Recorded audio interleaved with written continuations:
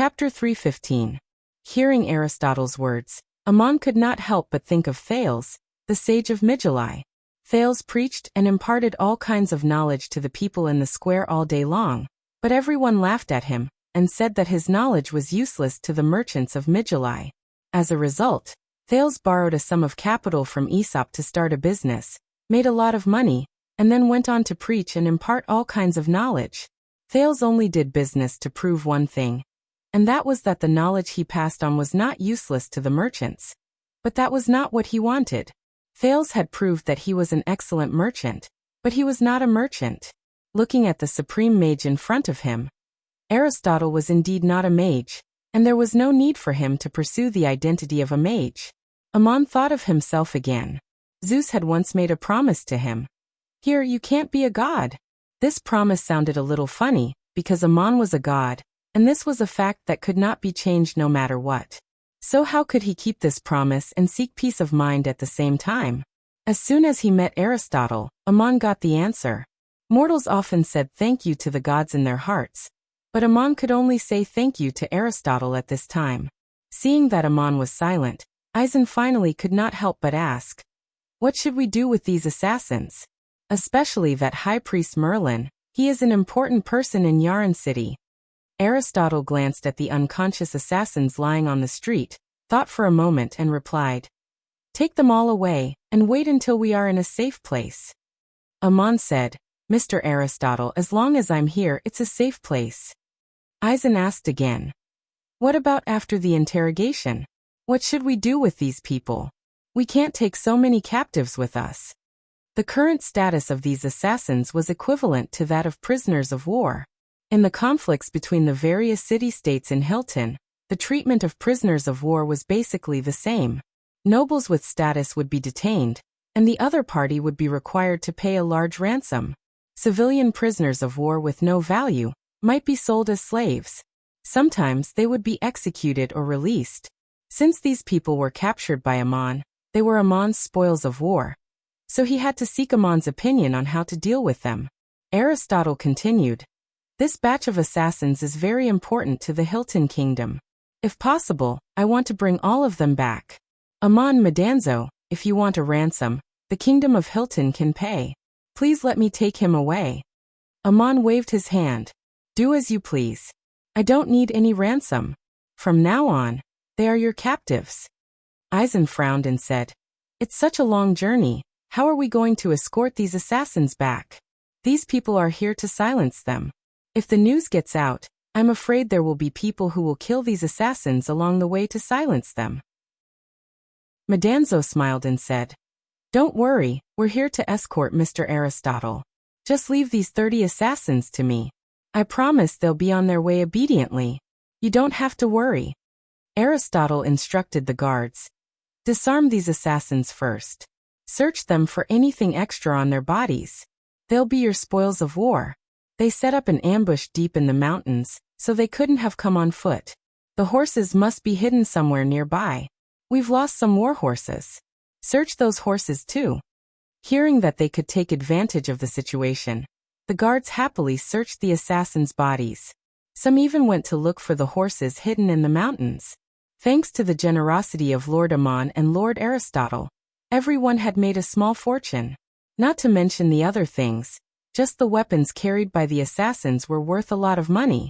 At this time, a supreme warrior had already woken up. His body was sore and limp and he couldn't move. When he found a guard fumbling in his arms, he blushed and shouted angrily, "I'm the supreme warrior of Yalun City, Moira. You can't be so rude. Even if I'm a captive, I still demand the courtesy of a captive." Medanzo stepped forward and kicked him lightly. He sneered, "Courtesy? Why didn't you mention courtesy when you were lying in ambush to silence us? What's so great about being a supreme warrior? Don't show off here, just lie down." Sure enough, the guards found dozens of horses hidden in the nearby mountains. Medanzo woke up the assassins. Not only did he use magic to restrict their strength, but he also tied their hands behind their backs and made them walk behind the convoy. Medanzo rode a horse to escort them, while Ammon and Aristotle rode in the same carriage. Only then did Eisen realize that there was not only one supreme mage in the team of assassins, but also 2 supreme warriors. He couldn't help but feel even more afraid. Fortunately, Amon and Madanzo took action. Otherwise, the consequences would have been unimaginable. Such a team looked really strange. That afternoon, they walked out of the mountains and came to a town, attracting the attention of the local residents.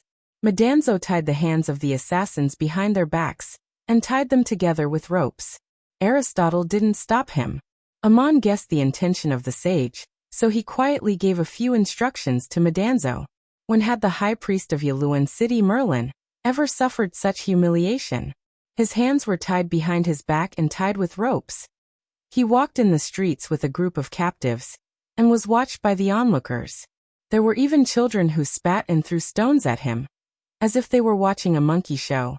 The officials in the town were shocked to learn that the Kingdom of Macedonia's diplomatic mission had been attacked in the mountains. They were relieved to learn that there were no casualties, but then they began to worry because someone recognized Merlin and the other 2 supreme warriors. That night, when they were resting in the hostel, local officials came to express their condolences and apologies. They said that the special envoy had encountered gangsters here, and that it was the fault of poor public security management. They hoped that the special envoy would hand over the gangsters to the local magistrate for severe punishment. Eisen received the group of people and shook his head. They are not gangsters but assassins. They are now our captives, and we will take them back to the Kingdom of Macedonia for punishment.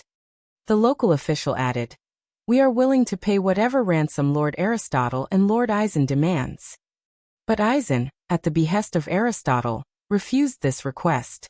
The redemption of the prisoners would have to wait until the mission had returned to Macedonia, and the Migilai magistrates did not have to interfere in the matter. The officials in the town had no choice but to send someone to Yaluan city overnight to report the news. The next day, Aristotle's convoy continued to set off, leaving the territory of Migilai and entering the city of Olympios. In the city of Olympios, the 30 assassins were still tied in 2 strings and followed the convoy. Almost all the people in the city looked at them. Merlin and the 2 supreme warriors were, of course, recognized again. So the same thing happened again. Some people asked Aristotle to ransom the prisoners of war, and some people asked Aristotle to hand over the assassins to the local magistrate for severe punishment. However, Aristotle refused for the same reason. Along the way, Aristotle did not ask the identity of the assassins, nor did he interrogate anyone. The captives were also frightened and confused. They did not know what Lord Aristotle meant and what kind of fate awaited them. In particular, the 3 arrogant great achievers felt that such torture was worse than death. Along the way, they asked several times to be interrogated, but Madanzo ignored them. They were assassins who assassinated the Macedonian diplomatic mission. Even if someone wanted to rescue them or silence them, it was not appropriate to do so openly. They could only set up an ambush in a hidden place. When the convoy left the border of Olympios, they encountered another group of assassins in the mountains. The target of the assassins was not Aristotle's convoy, but the group of captives following behind the convoy who had no ability to resist. As a result, when the convoy walked out of the forest, the 30 captives escorted by Madanzo became 90. They walked on the road in a grandiose manner. Further north, they entered the territory controlled by the Kingdom of Macedonia. The second group of assassins was also urgently sent by the city of Yalan, but they were also taken down by Amon and Madanzo. Madanzo deliberately mixed the first group of assassins with the second group of assassins, and retied them with ropes so that they could talk to each other on the road. As a result, the captives quarreled among themselves. The captured supreme warrior Moira cursed the commander of the second group of assassins, claiming that he had been secretly ordered by the city to assassinate the Kingdom of Macedonia's diplomatic mission. Unfortunately, he had failed and was captured. The city had sent reinforcements, but not only did they not try to rescue them, they even wanted to kill them. It was too shameless. Madanzo could not help but scold. Mr. Aristotle has no enmity with you, but he wants to tear up the treaty as soon as he signs it. He even resorted to despicable means of assassination. And he still has the nerve to scold others. The captives lowered their heads and did not speak. The delegation of more than 20 people with 90 prisoners of war passed through various towns of the Kingdom of Macedonia, and under the onlookers of the people, they arrived at the city of Macedonia. Before they could see the city walls of Macedonia, smoke and dust rose in the distance. The sound of horses' hooves rumbled, flags fluttered, and the King Philip II personally led the guards out of the city to welcome the returning delegation, giving the returning delegation the highest standard of courtesy. The Kingdom of Macedonia was a state that rose in the later period of the Hyban War, and the current King Philip II was also a great hero. When the Bosnian army had just invaded, the Kingdom of Macedonia had once surrendered to the Bosnians. The Bosnians used the local people to build military fortresses and transport logistical supplies. At that time, Philip II was the uncle of the young king. He sent a group of trusted aides to infiltrate the civilian troops to spy on and collect various information about the Bosnian people. He also analyzed and sorted out a series of information about the distribution of the Bosnian army on the Heaton Peninsula, the supply routes, and so on, and provided it to Gabetos and Yalin in the south. In the later decisive Battle of Hyban, the military information provided by Philip II played an important role. After the end of the Hyban War, the Bosnian army withdrew from the Heaton Peninsula, and the situation in Macedonia was chaotic. Philip II took the opportunity to depose the young king, and ascended the throne himself. Not only did he pacify the situation in the state, but the Kingdom of Macedonia also took advantage of the situation to rise, filling the chaotic power vacuum in the surrounding areas after the withdrawal of the Bosnian army. At this time, in the south of the Heaton Peninsula, the Yalin alliance and the Gabetos alliance fought for hegemony, and civil war broke out one after another. In the north, where the situation was relatively calm, the sphere of influence controlled by the Kingdom of Macedonia had been quietly expanding. The places that the Bosnian people withdrew from were immediately occupied by Macedonia. By the time Yalin and Gabetos, who were trapped in the quagmire of civil war, were greatly weakened, the Kingdom of Macedonia had become the most powerful force in the north of the Heaton Peninsula. With the expansion of the territory and the growing strength of the state, the Kingdom of Macedonia ushered in a golden period of development. Philip II specially invited the famous sage Aristotle to be the court teacher, to teach his young son Alexander. When the ambitious fox instigated the scuffle between Yalin and Gabetos developed into an uncontrollable situation, and the Bosnian forces made a comeback, Philip II finally decided to pacify the south of the Heaton Peninsula. He sent a mission to the city of Yalin to discuss the alliance, with the intention of ending the civil war, unifying the Heaton Peninsula, and completely expelling the Bosnian forces. The Yalin people concluded an alliance, but as soon as they turned around, they went back on their word and sent assassins in an attempt to make the mission disappear forever. However, the assassins failed and were captured and were brought back to Macedonia. Even before Aristotle arrived, Philip II received the news.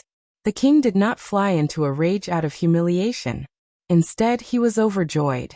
In his opinion, Yalin, who was at the end of the road, was courting death. Originally, he had only established an alliance according to the traditional customs between the states of the Heaton Peninsula, but the treacherous behavior of the city of Yalin gave him an excuse to completely unify the peninsula. Aristotle was able to capture the assassins alive and bring them back to Macedonia as living evidence, which was simply wonderful. Under such circumstances, if the Macedonian army went south, the states of the Heaton Peninsula would have nothing to say, so Philip II personally went out of the city to welcome the mission. There was another reason why he did not hesitate to leave the city for dozens of miles, and was in such a hurry. The main god that the Macedonians believed in was Zeus, and on the night before Aristotle's return, Philip II received an oracle from Zeus, telling him that someone would follow Aristotle to the Kingdom of Macedonia, and that this person would bring unprecedented achievements to the kingdom, even beyond everyone's dreams and imagination. The oracle did not say who this person was, but Philip II was elated. In his opinion, the captives brought back by Aristotle were already of great value. Aristotle had completed his mission by handing over the signed covenant and the captives to the king. This was perhaps the most dramatic covenant in the history of the Heaton United Kingdom. because it was already torn up when it was handed over to the other party. It was unknown whether the nobles in Yalan City would cry, because it was clearly written in the covenant that the two states would form an alliance, not to invade each other, and would jointly resist foreign enemies. But now the covenant had become invalid, and the captives were the evidence that the Yalan people had broken the covenant. Since the oracle of Zeus did not mention the name of the person, in theory he could be anyone brought back by Aristotle, or he could be among the captives. So Philip II had to deal with the matter carefully. He did not kill any of the captives, but put them under house arrest and interrogated them separately. He gave them preferential treatment, but he was not allowed to ransom them. Chapter 3:16. Just after Aristotle left the city of Yaran, the emissaries of the Potts Empire also arrived. They put new pressure on the military and political officials of the city of Yaran and threatened, if you join forces with Macedonia and betray Potts, then Potts will fully support Gabados and completely destroy Yaran. You are far away from Macedonia, but closer to Gabados. Please don't forget, it was you who made the decision to ask for help from Potts. Why are you going back on your word now?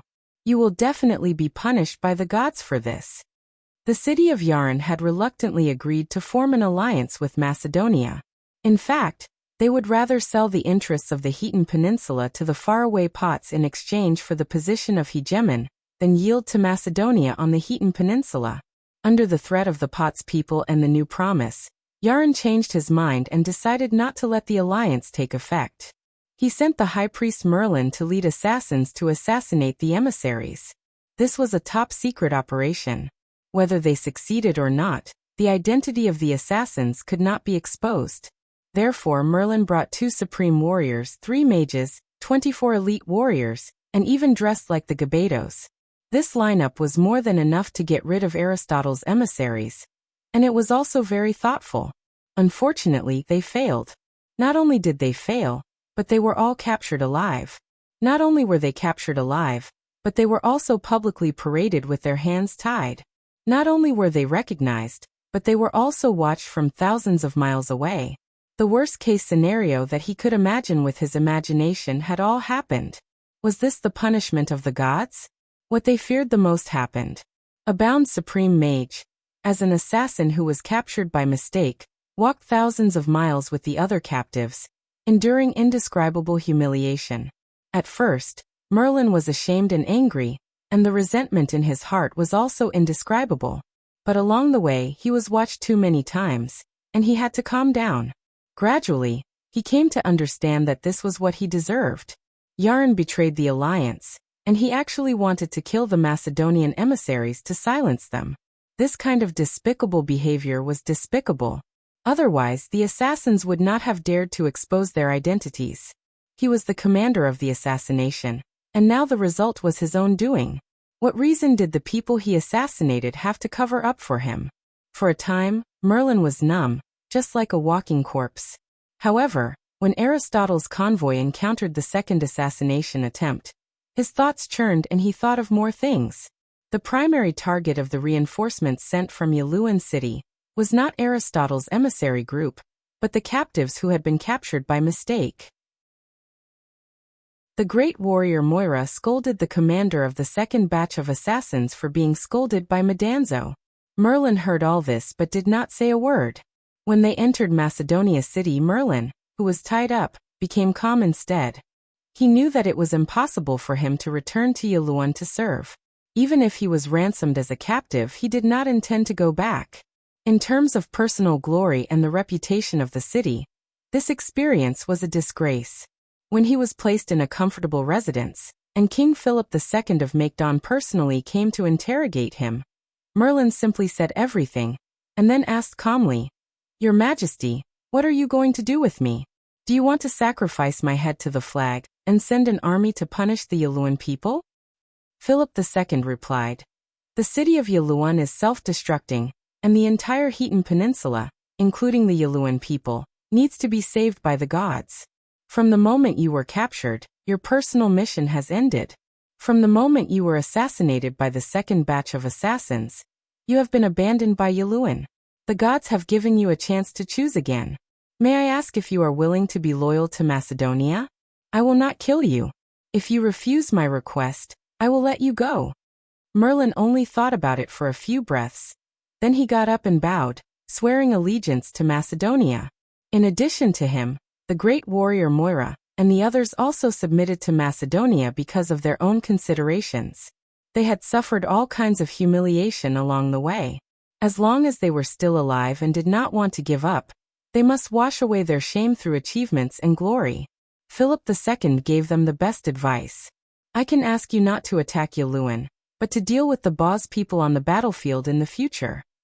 Philip II was willing to patiently subdue these captives, on the one hand, to show the ambition and generosity of a monarch, and on the other hand, of course, it was related to the oracle of Zeus.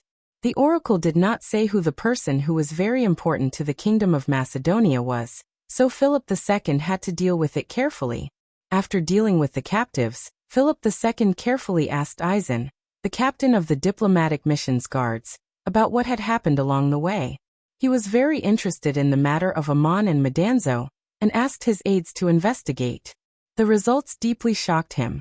The information that a kingdom's intelligence system could understand was, of course, far beyond what an individual person usually saw and heard. When Philip II saw all kinds of information mentioned by his aides, he already knew who Amon was, but he could not believe that Aristotle had actually brought back a god from a foreign country. Amon's identity was both special and embarrassing. He was not the god that the Hydonians believed in, but he had come to Macedonia as a friend and follower of Aristotle. This determined that Philip II could not pay respects to him as if he were a god, nor could he listen to him as if he were listening to the oracle. But Philip II, a noble king, had never seen a god with his own eyes. He was very eager to see Amon, but he did not know how to meet him. Philip II hesitated for several days, and finally summoned Aristotle into the palace to consult him in private. Aristotle smiled and asked, "Your Majesty, you can't receive him as you would a god, but you are afraid of being disrespectful and being blamed by the gods. Is that right?" Philip II nodded and said, "Yes, he is not the god that I believe in, but he is a god after all." Aristotle asked again, "Your Majesty, do you know how we should get along with the gods, and how we should view them?" Philip II moved his buttocks forward from the chair, leaned forward and said, "Please enlighten me, sir." Aristotle replied, "For the beliefs of man, God is a happy and perfect self-realization in pure thought, and the true God is an existence that transcends this world. The world that we can perceive is imperfect. There are all kinds of life and desires, imperfect thoughts and desires, and all living beings can more or less feel God." Philip II shook his head and said, "I'm sorry, sir, I don't understand." Aristotle smiled and said, "Then let's talk about Tong Meng. He is a friend I knew in my early years, a child who grew up in the town of Duk, retired Supreme General Igut, and now a traveler in Macedonia. The person you will meet is him, and he is not perfect in this world. How he is depends on his purpose in coming to Earth. If your Majesty wants to see him, it depends on your Majesty's purpose. You can do it in your own way, as long as it is reasonable." Philip II nodded and said, "Oh, I see. Thank you very much, sir." The next day, Philip II ordered Aristotle to be rewarded, and hosted a private banquet in the palace. At the same time, he also invited the two heroes who had helped the delegation on the way to attend the banquet. Philip II wanted to express the gratitude of the Kingdom of Macedonia in person. Amon and Madanzo followed Assyria to the palace, and Philip II finally met the gods. If Philip II did not know the identity of Amon, as a king, he would only sit there and wait for the eunuchs to inform him, but at this moment he personally came to the door of the banquet hall.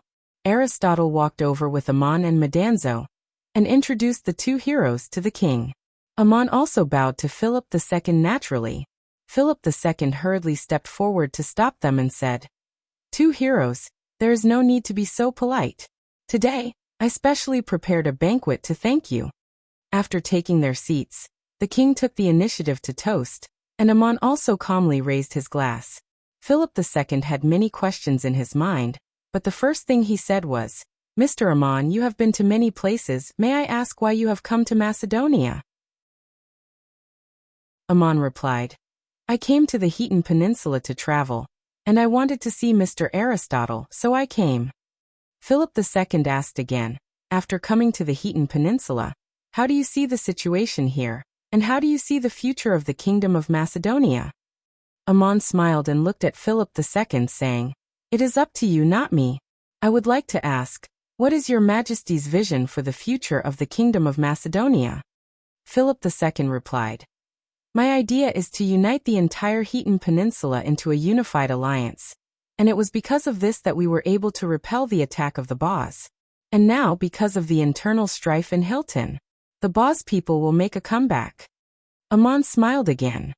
In fact, both Yaron and Gabata had the same idea, but they used the wrong method and were destined to fail. You have the hope of fulfilling your vow, but there are many enemies on this path. And if the day comes when your vow is fulfilled, you will find that it is not the end of your desire. Philip II sighed. Of course, a vow is not easy to fulfill, but no matter how many enemies there are, I will do my best. If that day really comes, then we can talk about other things. I am not a god and cannot understand more. However, Aman shook his head and said, I used to think so too. I thought that the vow of the human world was not simple, so it was not easy to fulfill.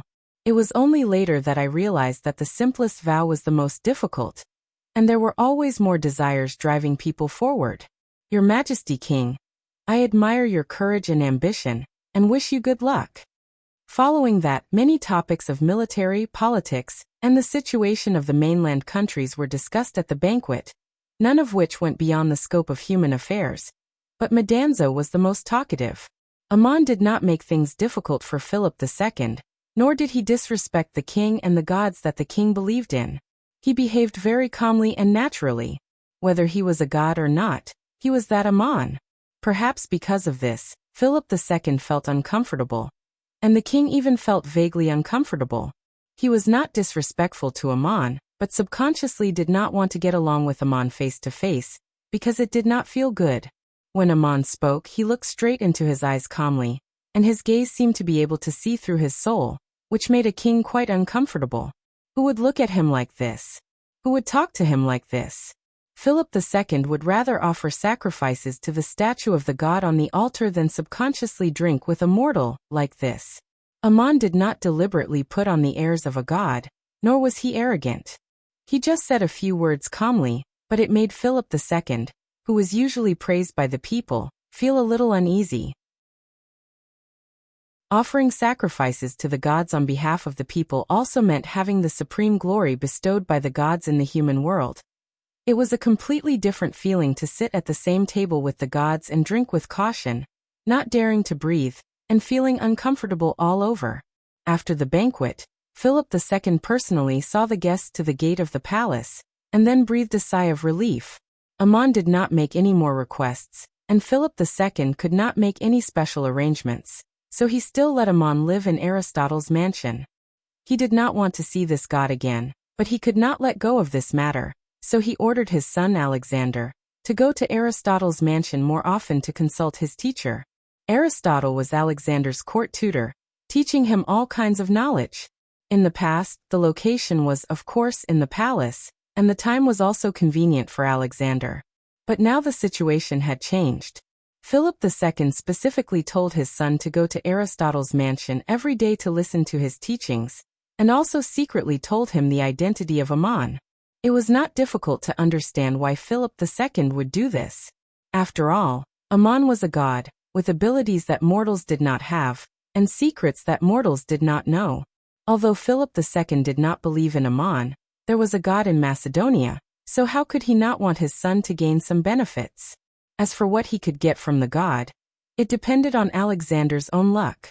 Aristotle was, of course, well aware of the king's narrow-mindedness, but he never pointed it out. From this day on, the location of Alexander's lessons was changed to Aristotle's mansion, and Alexander would come every day, sometimes to study, sometimes to greet his teacher. After Aristotle finished his lessons, he would let the prince play in the mansion as he pleased, and he could go find whoever he wanted. In Aman's view, Aristotle might be the best teacher for Keystone, and Philip II was indeed very insightful to be able to invite him. But Alexander's student did not think so. He was the son of Philip II, the future heir of the Kingdom of Macedonia, and he could have anything he wanted, and he could learn anything he wanted according to his interests. He was not a young miner in the town of Duk. Alexander was naturally active, and preferred martial arts to literature. In his eyes, Aristotle was more or less a pedantic old pedant. Out of respect for his teacher, the prince often bit the bullet to learn all kinds of knowledge, but only for the sake of completing his tasks. He only hoped that the lessons would end soon so that he could go riding and hunting, or gather the guards to practice military formations. Chapter 317. Alexander was very curious about the unknown, and liked to talk about military campaigns and battles. However, he was not like other children who only played around with guns and sticks. Instead, he seriously discussed all kinds of strategic issues, which suited his temperament very well. Amon lived in seclusion in Aristotle's mansion and did not have much contact with others, so it was not easy to meet him. However, Madanzo often talked with Alexander about everything under the sun. From the information that Philip II knew, Madanzo was also an extraordinary person, and might even be another god. The king also specifically told Alexander to respect Madanzo as he respected his teacher. It was not difficult for Alexander to do this. Madanzo was a person who liked to show off his power, and was usually cheerful and did not put on any airs. Alexander deliberately made friends with him, and the two got along well. Alexander was only 18 years old this year, but Madanzo saw the shadow of the young David in him. David Solomon was a disciple of Madanzo, and Madanzo liked the Duk miner of his youth very much, but the current lord of Talang disappointed him a little. David Solomon's ambition was to build a kingdom of the Talang people, and out of love for his disciple, Madanzo still hoped that David could achieve his wish. David demolished the temple of Ammonius, and changed the main shrine of Talang to the shrine of Alor River. Although the gods did not care, they escorted Aesop out of Talang. David Solomon had achieved the 7th level of the power of origin, but his biggest vow now was to build a kingdom of Talang. His achievements in the power of origin in this life would probably end there, because he was pursuing another kind of achievement. When Madanzo saw Alexander, he thought of the young David Solomon again. He liked this child very much, perhaps out of some inexplicable mentality of compensation. Perhaps he felt some unspeakable regret that he did not bring David into the Garden of Eden, and did not help him realize his wish to build a kingdom. Alexander had been influenced by his father since he was a child, and his life wish was similar to that of David Solomon, but more ambitious. He wanted to conquer the unimaginable Potsdam Empire, and avenge all the people of Hilton. Youths were the most imaginative when they were frivolous. This seemed like a dream to others, but Alexander told Madanzo very seriously that he had this wish. Madanzo neither ridiculed nor attacked him, but patted him on the shoulder and said, "So young. Boy, you have ambition. It's just that the road has to be taken step by step. Now even the Hilton Peninsula has not been unified, so there is no need to talk about how to conquer the Potsdam Empire. Regardless of whether wishes can be realized or not, the real difference between empty talk and action is in talking about what will happen in the future. What are you doing now?" Alexander wasn't just spouting nonsense. He had been studying military formations and the art of war, and he had his guards practice formations. It was like a child's game, but he was very serious about it. After getting to know Metatro, he had been pestering Metatro to teach him about the local customs, population distribution, previous wars, military command, and other aspects of the continent. Aristotle had also been to the continent and experienced wars. Naturally, he would teach Alexander these lessons. However, when the sage talked about military issues, he mostly talked about national strategies. Madanzo was the captain of the guards who charged and broke through the enemy lines. He often talked about a series of strategic commands and tactical arrangements, from the formation of the army, the cooperation of the various arms, the logistics system, to the charge duel, the rotation of the battle formation, the close combat, and other details. Aristotle taught his students how to look at the world, and Madanzo became another teacher of Alexander. Alexander might have learned from Madanzo how to conquer the world. Madanzo did not deliberately teach in this way, but Alexander would learn the necessary knowledge from his own perspective. One day, Madanzo asked Alexander, "You know my origin and story. If one day, you really conquer the Pot's empire, and David Solomon has the opportunity to establish the kingdom of Kuring, will you support and allow it?" This sounded like a joke, but Alexander knew that people like Madanzo would not ask casually. So he replied seriously, "If the people of Kuring want to establish their own country, they must get rid of the rule of the Pot's empire. This is the same as my goal. If my wish to defeat the Pots can be realized, it will also help them." Madanzo nodded. "Very well. I hope you will not forget what you said today. Let me ask you again, David Solomon destroyed the temple of Ammon, which disappointed me. If you were in the same position one day, would you do the same?" Alexander replied very seriously, "I swear to the gods, never. If I can reach Igut one day, I will personally sacrifice to His Highness Ammonius and rebuild the temple of Isis." This child actually knew how to add flowers to brocade, and said the idea of rebuilding the temple of Isis on his own initiative. In his heart, he was very clear about how to please Ammon. Ammon was a warrior from the temple of Isis, and under the recommendation of the saintess of the temple of Isis, Maria, he became the commander of the army. Among the ancient gods of the various divine clans on the continent, Ammon respected the goddess Isis the most. Rebuilding the temple of Isis did not harm the glory of Ammonius, but placed a deep meaning of remembrance.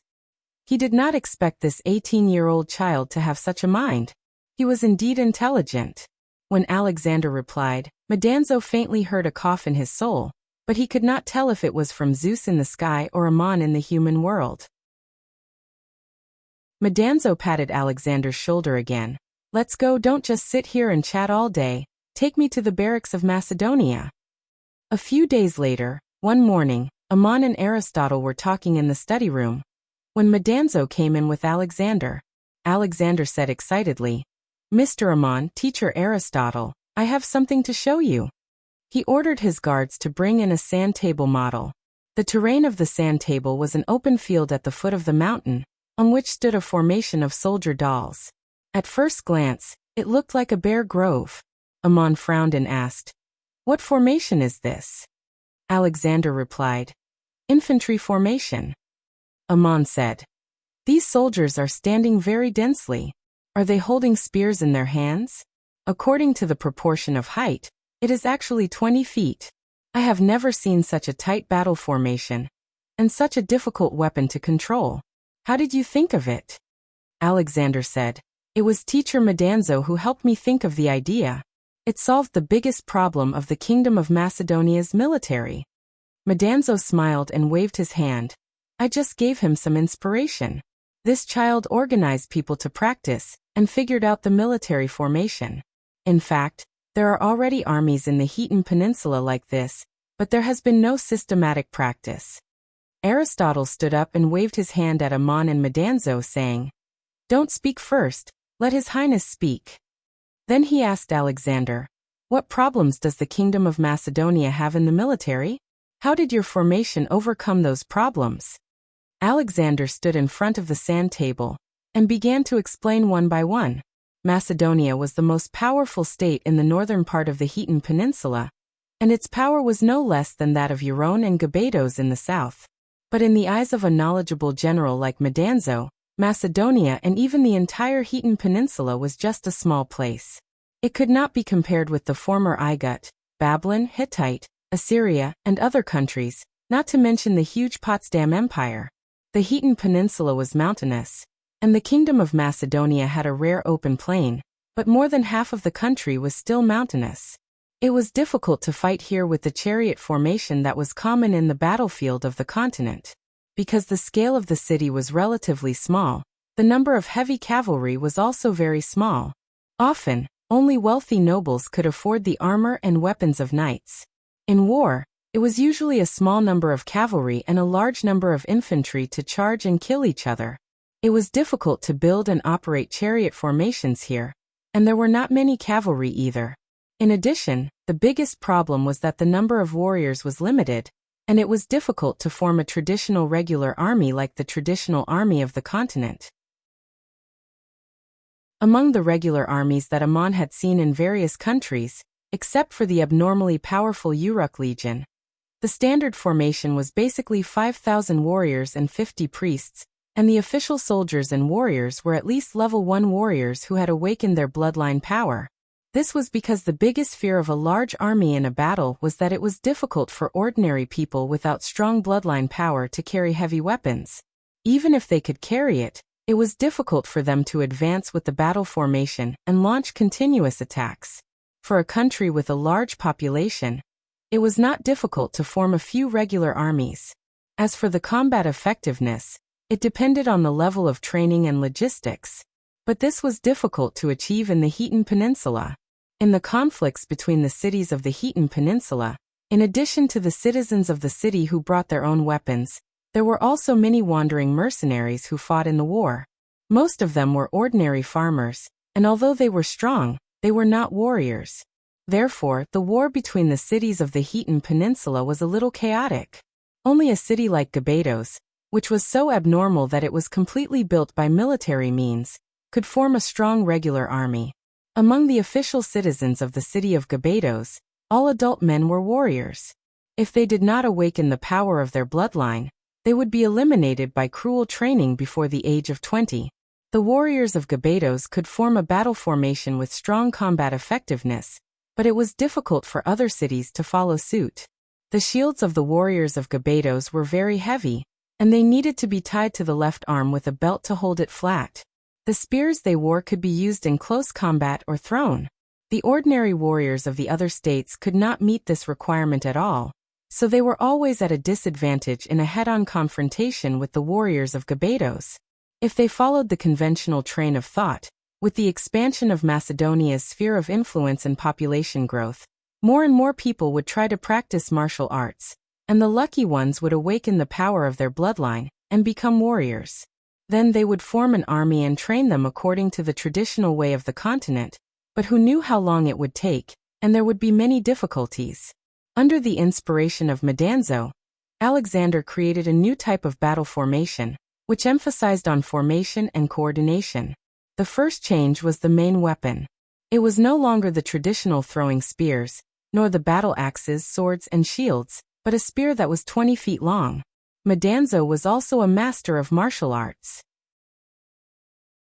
He told Alexander that for ordinary warriors, learning to use swords and axes took a long time, but after simple training, almost everyone could master the most basic assassination techniques of the spear.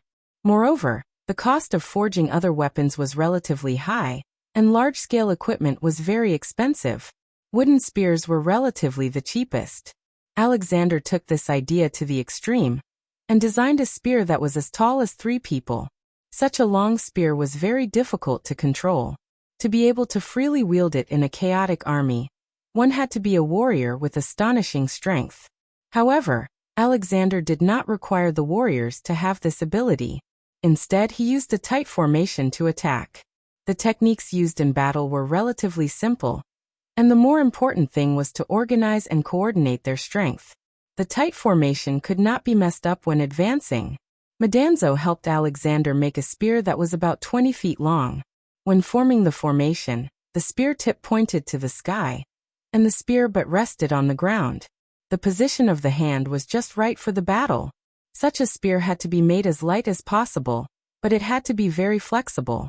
The butt also had to have a counterweight so that the center of gravity was between the hand grip, so that it was easier to maintain balance when stabbing. When marching, the spear could be placed on the shoulder and pointed to the sky. When approaching the enemy, the first row of warriors would hold the spear horizontally. The second and third rows would point their spears diagonally forward, and the ranks at the back would follow at an equal distance. From the front, such a tight formation of spears looked like a hedgehog that had nowhere to bite. Even a strong warrior would not be able to display his strength in such a formation. If an army formation was formed in this way, it would solve 3 headaches at the same time. One was the source of soldiers. In addition to warriors, strong ordinary people could also be incorporated into the formation, greatly expanding the scale of the regular army. The second was financial. Its equipment was not expensive compared to other weapons, and it could be produced in large quantities in a short period of time. The third was the effective use of soldiers. It was difficult to build a large-scale chariot army on the Heaton Peninsula, so this battle formation made full use of the advantages of infantry. Why did Madanzo make the spear so long?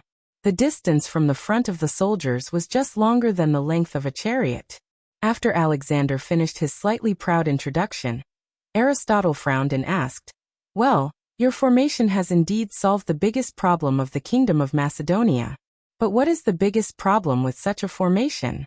Alexander replied, "I have already let the guards practice it. With such a long spear shaft and a tight formation, it is impossible to dodge in battle.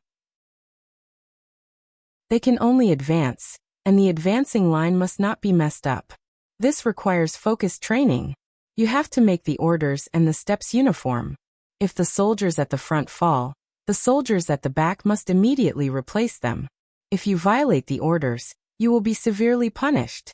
Amon smiled faintly and said, "This is a problem of usual training. Formation is the simplest and most important training for a large army. In battle, this formation can only advance, and it is difficult to turn around. It is the same when marching. Leaving the state of battle and entering the state of marching, the commander will have to give at least 3 orders to change the direction of the formation. How fast you can complete it depends on your level of practice." Alexander nodded and said, "Yes, I let the guards line up in 16 rows, and it was done very well. But if you let ordinary soldiers form a large-scale battle formation, you will have to put in a lot of effort in training." Amon pointed to the sand table and asked, "In a state of engagement, this kind of battle formation is very strong at the front, but the flanks are very weak. This is not something that can be made up by training. If the enemy flanks from the rear, what do you plan to do?" Alexander replied, "It is precisely because there are not enough warriors and the number of cavalry is limited that I thought of letting strong ordinary people form a battle formation. In this way, the freed warriors can form supporting battle formations on the flanks and the rear, and the flanks can also be protected by cavalry." Amon pointed to the sand table again and said, "Such a dense spear battle formation has 2 fatal weaknesses. First, if you encounter a volley of archers, you won't even be able to dodge. Second, if the battle formation is intertwined, and the morale of the enemy is high, they will not retreat even at the cost of casualties. You can't fight in close combat with a spear, and what if the soldiers with blades and shields get in front of you?" Alexander revealed a look of hesitation and scratched the back of his head as he thought. "The range of the arrows is limited. Using the cavalry on the flanks to launch an attack and cover the advancement of the battle formation is a solution. In the future, when the Kingdom of Macedonia becomes more powerful, we can also equip these spear soldiers with short shields and short swords." Amon smiled and said, "You thought of this battle strategy because the number of warriors is limited, and you can't form a large-scale army. It is very valuable to promote, and it is very likely to cause a major change in military history. However, I still suggest that the first 3 and last rows of this spear formation still use regular warriors." Alexander blinked his eyes and thought for a long time, and said with some disappointment, "I thought my idea was perfect, but after you asked, I realized that this battle formation has a lot of weaknesses. It is not as strong as I thought." Madanzo opened his mouth to comfort him. "There is no perfect battle formation in this world. It is already a kind of perfection to be able to exert the greatest combat power under the current conditions. The same tactics can be imitated by anyone, but in peacetime, it depends on training and military discipline, and in wartime, it depends on the command and logistics. This battle formation of yours weakens the difference between individual combat power and solves the most important problem of the source of soldiers. It is also a pioneering work. With the current situation of the Kingdom of Macedonia, it is the most suitable. Didn't Mr. Aristotle say that the world we perceive is not perfect, but you have to be clear about its shortcomings and know how to avoid them? This is the difference between a genius and a mediocre person. Child, take this sand table to see your father, and tell him what I said just now truthfully. He will know what to do." Aristotle also waved his hand and said, "Your Highness, there is no need for today's lesson. Take this sand table and the guards to the king's palace. His Majesty will definitely be surprised." Chapter 318. Amon said thoughtfully, "The formation of the legions on the continent is likely to change because of this. The battle formation that Alexander used today maximized the existing advantages of Macedonia. I'm afraid that the future generations don't understand that when the situation changes, they still stick to the old rules. This is how they win and lose. Madanzo, are you thinking of accepting disciples again? In fact, there is no need to feel sorry. Everyone has their own pursuits. Even if the power of origin is awakened, the hope of becoming a god is still slim. Alexander's vow is to be a king, so let him be a king. You feel sorry for him, but who in the world is not worthy of being a king?" Amon stayed in Macedonia and did not attract any attention. Except for a few people who knew his identity, most Macedonians did not even notice his existence. As for Madanzo, this handsome and majestic warrior was very eye-catching, but most people did not know his special identity. They only knew that he was a foreign warrior who had helped the diplomatic mission on the road, and was highly regarded by Prince Alexander. After listening to Alexander's suggestion, King Philip II asked in detail about the conversation between His Royal Highness and Amon and the others. Then he gathered the ministers to discuss military reform, and formed the First Legion in this way.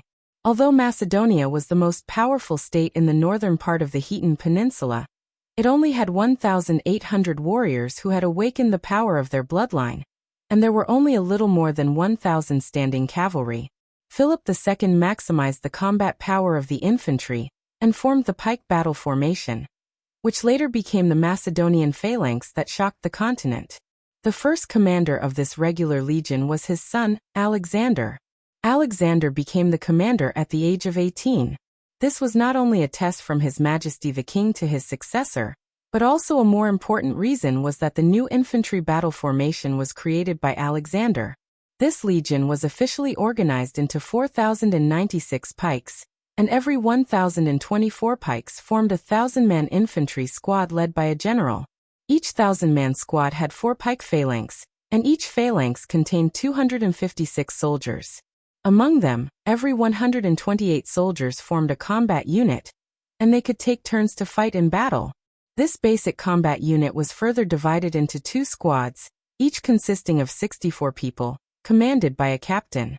Philip II sent the most experienced generals of the kingdom to assist Alexander in his military training, and Madanzo often gave Alexander pointers and gave him advice. These 4,000 spearmen were the core of the army, and Amon had already pointed out the fatal flaw of this formation, so they had to train the various units to coordinate and protect the flanks. The cavalry and auxiliary infantry were also important combat strength of this army, and most of them were regular warriors. Philip II had the ambition to unify the Sidon Peninsula, and in order to achieve it, he had to start by building this legion, and let Alexander establish his authority in the process of building the legion. Alexander, the 18-year-old army commander, was the future heir of the Kingdom of Macedonia. Philip II also hoped that he could gradually control the military from now on. Ever since the return of the diplomatic mission led by Aristotle, the shameful treachery of the Euron people had been made public. Everyone was waiting for Philip II to send troops to suppress the Euron people. However, when the new legion was formed, Philip II's first target of conquest turned out to be Delphi in the middle of the Sidon Peninsula. The name of the first legion that Alexander personally formed was called the Delphi Legion. When Philip II decided to lead the army himself, he decided to leave Alexander in Macedonia to supervise the country, and His Majesty the King personally took over the position of army commander. This legion had a chief priest and 2 deputy chief priests. The former high priest Euron Merlin was one of the deputy chief priests, and the great warrior Emolai, who had surrendered with Merlin, was also one of the 4 generals who commanded the 1,000-man squad. It took a year to build and train the legion, but when it was time to go to war, he was left behind. One could imagine how depressed Alexander was. Philip II said to him, "My son, don't worry, everything in Macedonia will be yours in the future. Delphi is a very special place for all the Sidonians, and there are some things that are not suitable for you to do." How special was Delphi? It was the holy land of the Olympian gods on the Sidon Peninsula. In terms of scale, Delphi was only equivalent to a small city-state. It had no walls and was built halfway up a mountain. Its main buildings were various shrines, and its main residents were the priests of the various shrines, as well as the slaves offered to these priests by the various city-states. As everyone knew, there were a total of 12 main gods in the Olympian divine system. The main gods that each city-state believed in were different, and they each had their own way on Earth. However, the existence of the concept of the United Kingdom of Hilton was not only due to geographical reasons. Although the city-states had their own governance, there had always been a pan-Hilton alliance, and the core of this alliance was the Delphi Oracle. When the city-states of Hilton wanted to act jointly, they would send representatives to Delphi to ask the gods for instructions. The oracle obtained here was called the Delphi Oracle, and it had the highest authority that surpassed the oracles of the city-states. The annual sacrificial ceremony here was attended by representatives from all the city-states. It was the most important sacrificial ceremony of the United Kingdom of Hilton. Therefore, Delphi's status was nominally independent of the city-states, and it was not involved in the civil wars and disputes between the city-states. However, Delphi's seemingly transcendent status was inevitably affected by the complex political and military affairs of the human world. When the Euron alliance dominated, the right to issue the Delphi Oracle was controlled by the Euron people, and it was also the Euron people who led the city-states to offer sacrifices to the gods in Delphi. Now the Euron alliance was in a difficult situation. The Gebetos alliance had the absolute upper hand in the struggle for hegemony, and the right to issue the Delphi Oracle was controlled by the Gebetos. This was common in the history of the Heaton Peninsula. Often, the most powerful city-state grasped the right to issue the Delphi Oracle by force, and thus became the de facto leader of the United Kingdom of Hilton and Heaton. However, what Philip II wanted to do was different from his predecessors in history. According to the original tradition, he had to make the city-states surrender, establish the most powerful Macedonian alliance, and then try to control the Delphi Oracle. However, he simply sent troops and decided to directly occupy Delphi, which would inevitably cause fear and opposition from the other city-states. By doing so, Philip II would cause all potential enemies to become open opponents, but he still decided to do it. This might have something to do with the Oracle of Zeus, but the more important reason was that Philip II did not just want to be the overlord of the Heaton Peninsula, nor did he want to establish a powerful Macedonian alliance, but to unify the Heaton Peninsula into a complete country. If he succeeded in occupying Delphi, it would lay the foundation for the Kingdom of Macedon to completely unify the Heaton Peninsula in the future. If he unfortunately failed, it would be an act of making enemies, and it might even offend the gods, exposing all potential enemies. So this time, Philip II decided to go into battle himself, and did not let his heir, Alexander, participate. At Alexander's age, it was the time when he was naturally adventurous and impulsive. Such an important matter, and it was the legion he had built himself, but he could not participate in it himself, so he was naturally unhappy and uninterested in doing anything. At this time, he remembered Aristotle, the old pedant who always taught him, and ran to his teacher to complain. Aristotle smiled and comforted him. It is the most normal thing for the king to go into battle himself, and leave the heir to the throne to oversee the country. And this is also your responsibility. Why do you sigh when you are shouldering the responsibility of dealing with it yourself? Alexander said somewhat dejectedly. I understand this, otherwise I would not have stayed in Macedonia obediently. But that is the battle formation I created myself, the legion that was built and trained by myself. To carry out such an important task, I have no chance to participate, unable to personally verify its combat effectiveness, and enjoy the glory and achievements. Aristotle advised again. War not only means glory and achievements, but this war will determine the future of the Heaton Peninsula, and even the status of the gods. No one will let a 19-year-old general who has never been on the battlefield command. It is irresponsible for the fate of the entire kingdom. If your father succeeds, the glory and achievements will still belong to you, because it is the legion you built and trained, but the command on the battlefield should be handled by someone more experienced. Summing up the gains and losses of this new tactic in actual combat will allow you to better drill, and train the army in the future. If this expedition is unfortunately unsuccessful, or even if you offend the gods, it will not be your fault. The kingdom of Macedon is still there, and you will inherit it, as well as all the experience and lessons. What your father is doing is, in fact, shouldering the possible accusations and removing as many obstacles as possible for you. You should not sigh, but be full of gratitude. Aristotle was clearly telling Alexander that the dirty and tiring work should be done by Philip II, and the consequences of offending the gods and the infamy would also be borne by him. But the obstacles on the road would be swept away, and the glory and achievements would be left to the future heir. Philip II may not be a kind and wise monarch, but from his father's point of view, what he did for Alexander was close to perfection. Alexander calmed down a little. Of course he could understand these reasons, but he still asked somewhat reluctantly, I heard that when Mr. Ammon was the commander of the Andila Legion of Igut, he was only 19 years old, and that was also the legion that he and teacher Madanzo built and trained. If Mr. Ammon was left behind when the expedition was launched, what would he think? Aristotle smiled slightly. You can ask Ammon. Ammon happened to walk in and replied calmly, Your Royal Highness, my situation is different from yours. I do not have the responsibility of supervising the country, and my purpose in going to the battlefield is to save my people.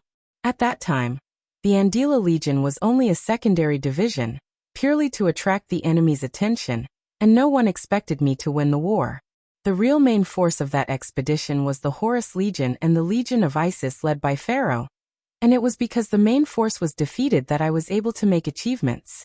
And the Delphi Legion that you formed today is the main force of the Macedonian army, led by your father himself. Are you using me as an example, because you want your father to fail and wait for you to succeed? Alexander hurriedly stood up and explained, I have absolutely no such thoughts. Ammon nodded and said, If you do not have such thoughts, then don't sigh like this. When we sigh, we must be clear about what we are sighing about. Alexander could not help but always behave in front of this god. He bowed and said, I understand. Thank you for your explanation, sir. Aristotle added, Your identity is not just a legion commander, and your interests cannot only be in the military. You will inherit this kingdom in the future, and now you can learn from the ministers how to deal with all kinds of government affairs, and solve all aspects of governing a country. Now that you understand, hurry back to the palace. Alexander left, and Madanzo walked into the room, frowned and said, Philip II attacked Delphi first, which is a move to make enemies and may offend the gods. Whether he wins or loses, he is stirring up a hornet's nest. Ammon said with a faint smile, I am afraid that is the intention of a certain god. To unify the Hetan Peninsula is to unify the realm of Olympus. And to complete this task, the kingdom of Macedonia must first control the holy land of the Olympian gods on earth. Madanzo added, the current Delphi oracle was issued by the Temple of Apollo, and a long time ago, the Delphi oracle was issued by the Temple of Themis. This goddess Themis is not the Artemis you know, nor is she one of the 12 main gods of Olympus today. Have you heard of her? Ammon shook his head and said, I do not know very well. This situation may have been caused by the War of the Gods, because Zeus replaced the position of the original god of creation. Madanzo asked again, but why is the current Delphi oracle issued by the Temple of Apollo? Aristotle explained, I don't want to interrupt about the gods, but I know Keyston's history better. According to the ancient legend, in the War of the Gods you mentioned, Zeus won, and Apollo may have contributed the most. This is the result of his victory. On the other hand, it may be that he had received the most offerings on earth. This is the result of historical inheritance. As for the goddess Themis, she is the goddess of fairness and justice in the Hetan myth, and the Delphi oracle was issued by her temple a long time ago. Madanzo smiled. If Philip II occupied Delphi and the kingdom of Macedonia controlled the right to issue the Delphi oracle, then I am afraid that the Delphi oracle would have to be issued by the temple of Zeus, and Apollo may not be willing. Ammon also smiled. But Zeus is willing to see it. Aristotle smiled bitterly and said, Do you remember the play you saw in Geron City? The temple of Apollo controlled the Delphi oracle, so this god was the most ridiculed on earth. In the play Oedipus, the words "Know thyself" were engraved on the wall of the Temple of Apollo, referring to the Temple of Apollo in Delphi. Chapter 319. When Tungri II occupied Delphi, it was naturally impossible for him to openly declare that he was going to conquer it. Instead, he did so in two ways. One was to offer sacrifices to the gods and pray for the gods to bless the Hilton city-states to unite. The other was to ask the Father of the Gods to bless all Hiltonians and expel the Pot's empire from the Hilton Peninsula. Of course, the king had to bring his guards when he traveled, but Tungri II's guards this time were a little larger, an entire legion. Tungri II named this legion, which was formed and trained in a new way, the Delphi Legion, which had already shown his intentions. The Holy Land of the Hilton United Kingdom, Delphi, would be guarded by this legion in the future. Currently, Delphi was controlled by the Kabados Alliance, and attacking Delphi would, of course, encounter resistance from the allied city-states led by the Kabados. However, Tungri II's timing was very good. The number of elite Kabados warriors was limited, and they were attacking the Euron Alliance in the south. They could not spare the main force to fight Macedon in Delphi, and the scattered allied forces of the other city-states were no match for the Delphi Legion. As expected, Tungri II's move was strongly protested by the Kabados, who denounced the Macedonians as invaders of the Holy Land. According to the tradition of the Hilton United Kingdom since ancient times, Delphi was nominally a holy land shared by all city-states, and all those who attacked the Holy Land were the common enemies of all city-states. The Kabados called on the city-states to organize an allied force to fight against Macedon, and they also dispatched a small army to come. The city-state of Euron, which was fighting with the Kabados, did not send troops to Delphi, but they also publicly condemned Tungri II's crime of invading the Holy Land. Alexander, who stayed in Macedon, was very worried when he heard the news. He felt that the scouts could not keep up with the situation at the front line in time, but he was also worried about his father's safety. He knew that he could not get Amon to help, so he begged the resourceful Madanzo to secretly go to the front line to spy on the situation. He did not ask Madanzo to participate in the battle, as long as he informed him of the situation in time. Amon turned to Metatro and said, "If that's the case, you should go. There is no need to show yourself or do anything, just tell me what happened there truthfully. Since I can't be a god here, and this is not my realm, I can't use the means of the gods to understand things so far away. But I have a feeling that this is not only a battle between humans, but also the Olympian gods." Madanzo accepted the order and left. After about half a month, the frontline battle report had been sent back to Macedonia. Tungri II's army had achieved a complete victory and occupied and controlled Delphi. The Delphi Legion that Alexander had established was well-deserved. Alessandra finally heaved a sigh of relief and felt exceptionally happy. However, Madanzo still hadn't returned, and he couldn't help but start to worry for Madanzo again. It took another 10 days for Madanzo to return to Macedonia. This level 9 oracle descended from the sky with his body hidden. He went straight to Aristotle's residence to see Amon. Amon asked, "What happened? What took you so long?" Metatro sighed with lingering fear in his heart. "Tragic, too tragic. In the Battle of Delphi, dozens of divine emissaries fell." He didn't say much and directly used message magic to imprint what he saw into Amon's soul. Just as Amon had predicted, the new battle method created by Alexander was a military revolution. The new battle formation emphasized strict military discipline and overall combat effectiveness. The resistance forces from the various cities collapsed at the first encounter. They were simply unable to fight against the Delphi Legion of Macedonia that had an absolute advantage in numbers, discipline, and training. The 3 warriors sent by the city of Gabados were the last to arrive, and they thought that they could win easily. But this time, it was no longer the Battle of Hot Spring Gate. The allied forces of the various city-states that had cooperated in the battle had been defeated. When the 3 Spartan warriors faced the orderly Macedonian army that was like a moving mountain of spears, they could not display the advantage of individual combat power at all. They wanted to retreat to a high pass and regroup, but the Macedonian cavalry on both flanks had already cut off their retreat. The infantry took advantage of the situation and pushed forward, wiping out the Gebedo's warriors. The battle between the two armies went smoothly, and Tung Li too easily won. However, there was another battle that no one knew about, and it was extremely tragic. The Holy Land of Delphi was made up of many temples built on the mountainside. Almost all the Olympian gods had temples here, including some ancient gods from before the War of the Gods. This was something that could not be seen in the other cities of Khitan. In a sense, the Olympian gods could be regarded as a large divine system that contained many small divine systems. The Olympian gods would not directly participate in the battles of the cities of the human world, but that did not mean that they would not intervene. The simplest way was to order the divine emissaries in the human world to intervene. In such a sensitive event as the occupation of the Holy Land of Delphi, various divine emissaries who usually did not show up and only focused on training the power of the origin appeared one after another. Madanzo, who was watching in the dark, found that many divine emissaries usually hid in the temples as priests. The temples of the gods in Delphi were guarded by at least one divine emissary. Such divine emissaries were not necessarily eye-catching, nor did they necessarily have a high status. For example, a powerful 9th-level divine emissary in the Temple of Apollo was usually an ordinary low-level priest in charge of the candles. The military action of Tengri II caused conflict among the Olympian gods.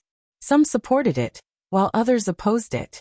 The gods did not directly take action, but sent out divine emissaries one after another, launching a chaotic battle. This battle unfolded in the sky above the peak not far from Delphi. Many divine emissaries died, and even Madanzo, who had experienced many major battles, was frightened.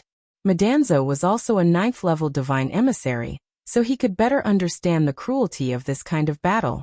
With the guidance of the power of the origin, it was possible to pass the test, have endless life, and even have the opportunity to transcend eternal life. This was a great fortune that was rare in the human world. Therefore, these divine emissaries rarely fought with mortals, and they were used to solving problems through agreements like the gods. But this incident was completely different. According to the battle report of the Macedonians, when Tengri II entered Delphi to give his speech, there were thunderbolts and light shining from the distant high mountains, which was a symbol of the gods' blessing to Macedonia and all the people of Hilton. And according to what Madanzo saw with his own eyes, it was actually the divine emissaries who were engaged in a chaotic battle. This chaotic battle lasted until the end of the battle between Macedonia and the allied forces of the various cities, but finally came to an abrupt end.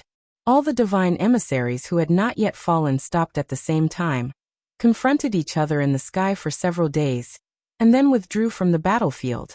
Perhaps the gods saw that the divine emissaries had suffered too heavy a loss, and did not want to fight anymore.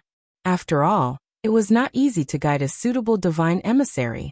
Or it could be that the Olympian gods had reached a compromise or made a new agreement, but these were not what Madanzo knew. Amon also saw the chaotic battle in the message conveyed by Madanzo, and the scene was indeed very tragic.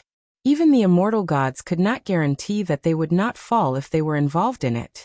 There was another thing that shocked him. The Olympian divine clan was far more powerful than he had previously thought.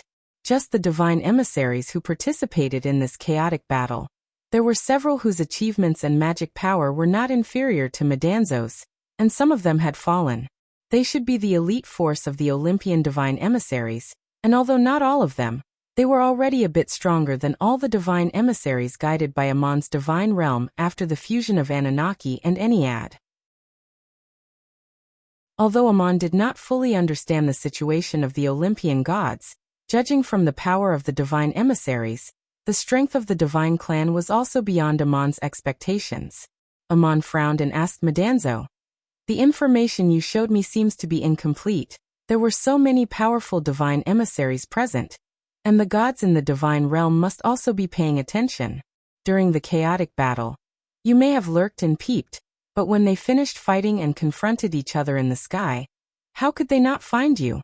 You must have been exposed. How did you come back?"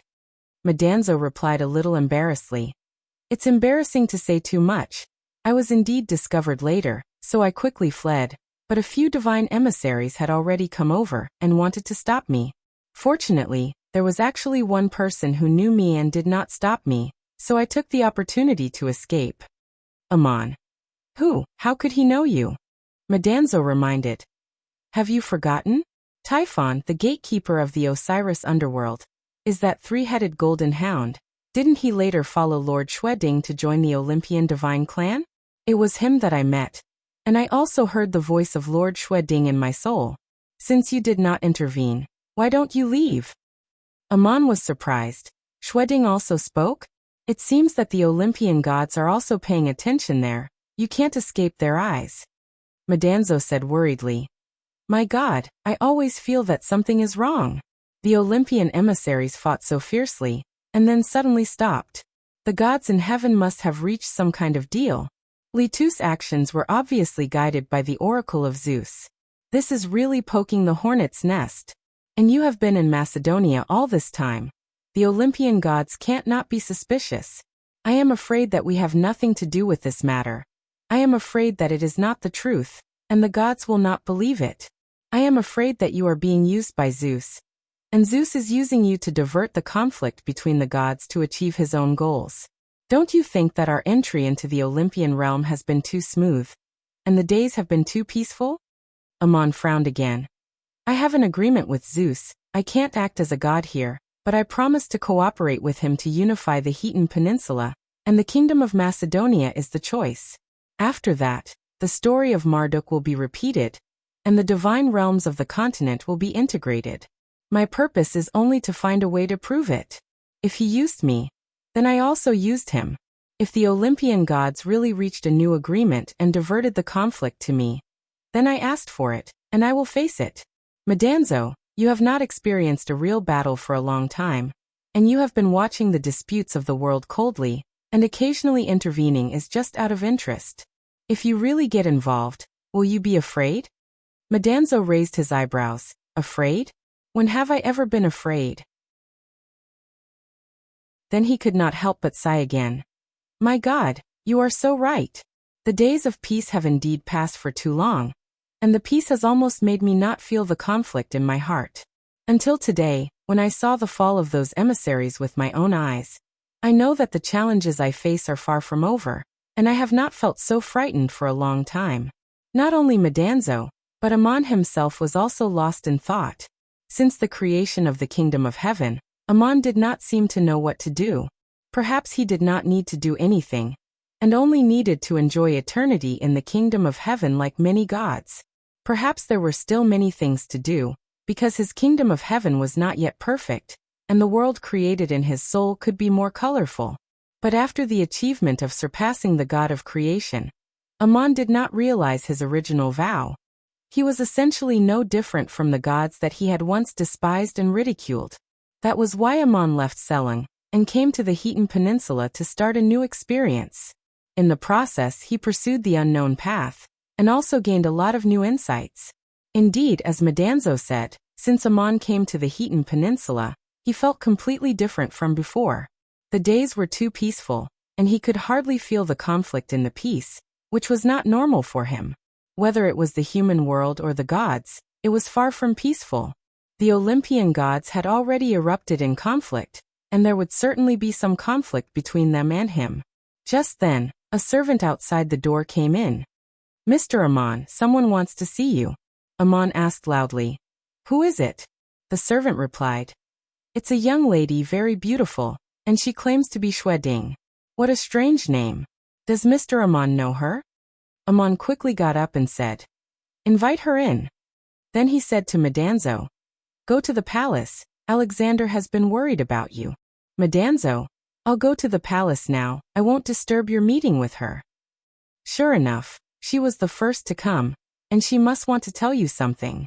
We also have to be careful about the Olympian gods. As Madanzo left, he passed by the goddess Artemis, who had just entered the door, and did not forget to greet her. Amon came to the door and smiled. Shweding, if you want to see me, just come directly. Why do you need someone to inform you? Artemis did not smile, but said with a straight face. You are here as a mortal, and I come to see you. Of course, I should see you as a mortal. As she spoke, she waved her hand and covered the room with magic, isolating the sound inside and outside. Even the gods could not secretly spy on the conversation between the two. Amon invited her to sit down, leaned close and said, "You should know about the war between the cities, and you have also heard about the conflict between the Olympian gods. Did you come to me today to announce a decision on behalf of the Olympian gods?" Artemis glared at him. "Of course not. I am not here on behalf of the gods. It is only because I care about you that I came to warn you before the gods come to trouble you." Amon was still smiling. "The Olympian gods want to trouble me? I have always kept my promise, never acted as a god, and never offended them." Chapter 320.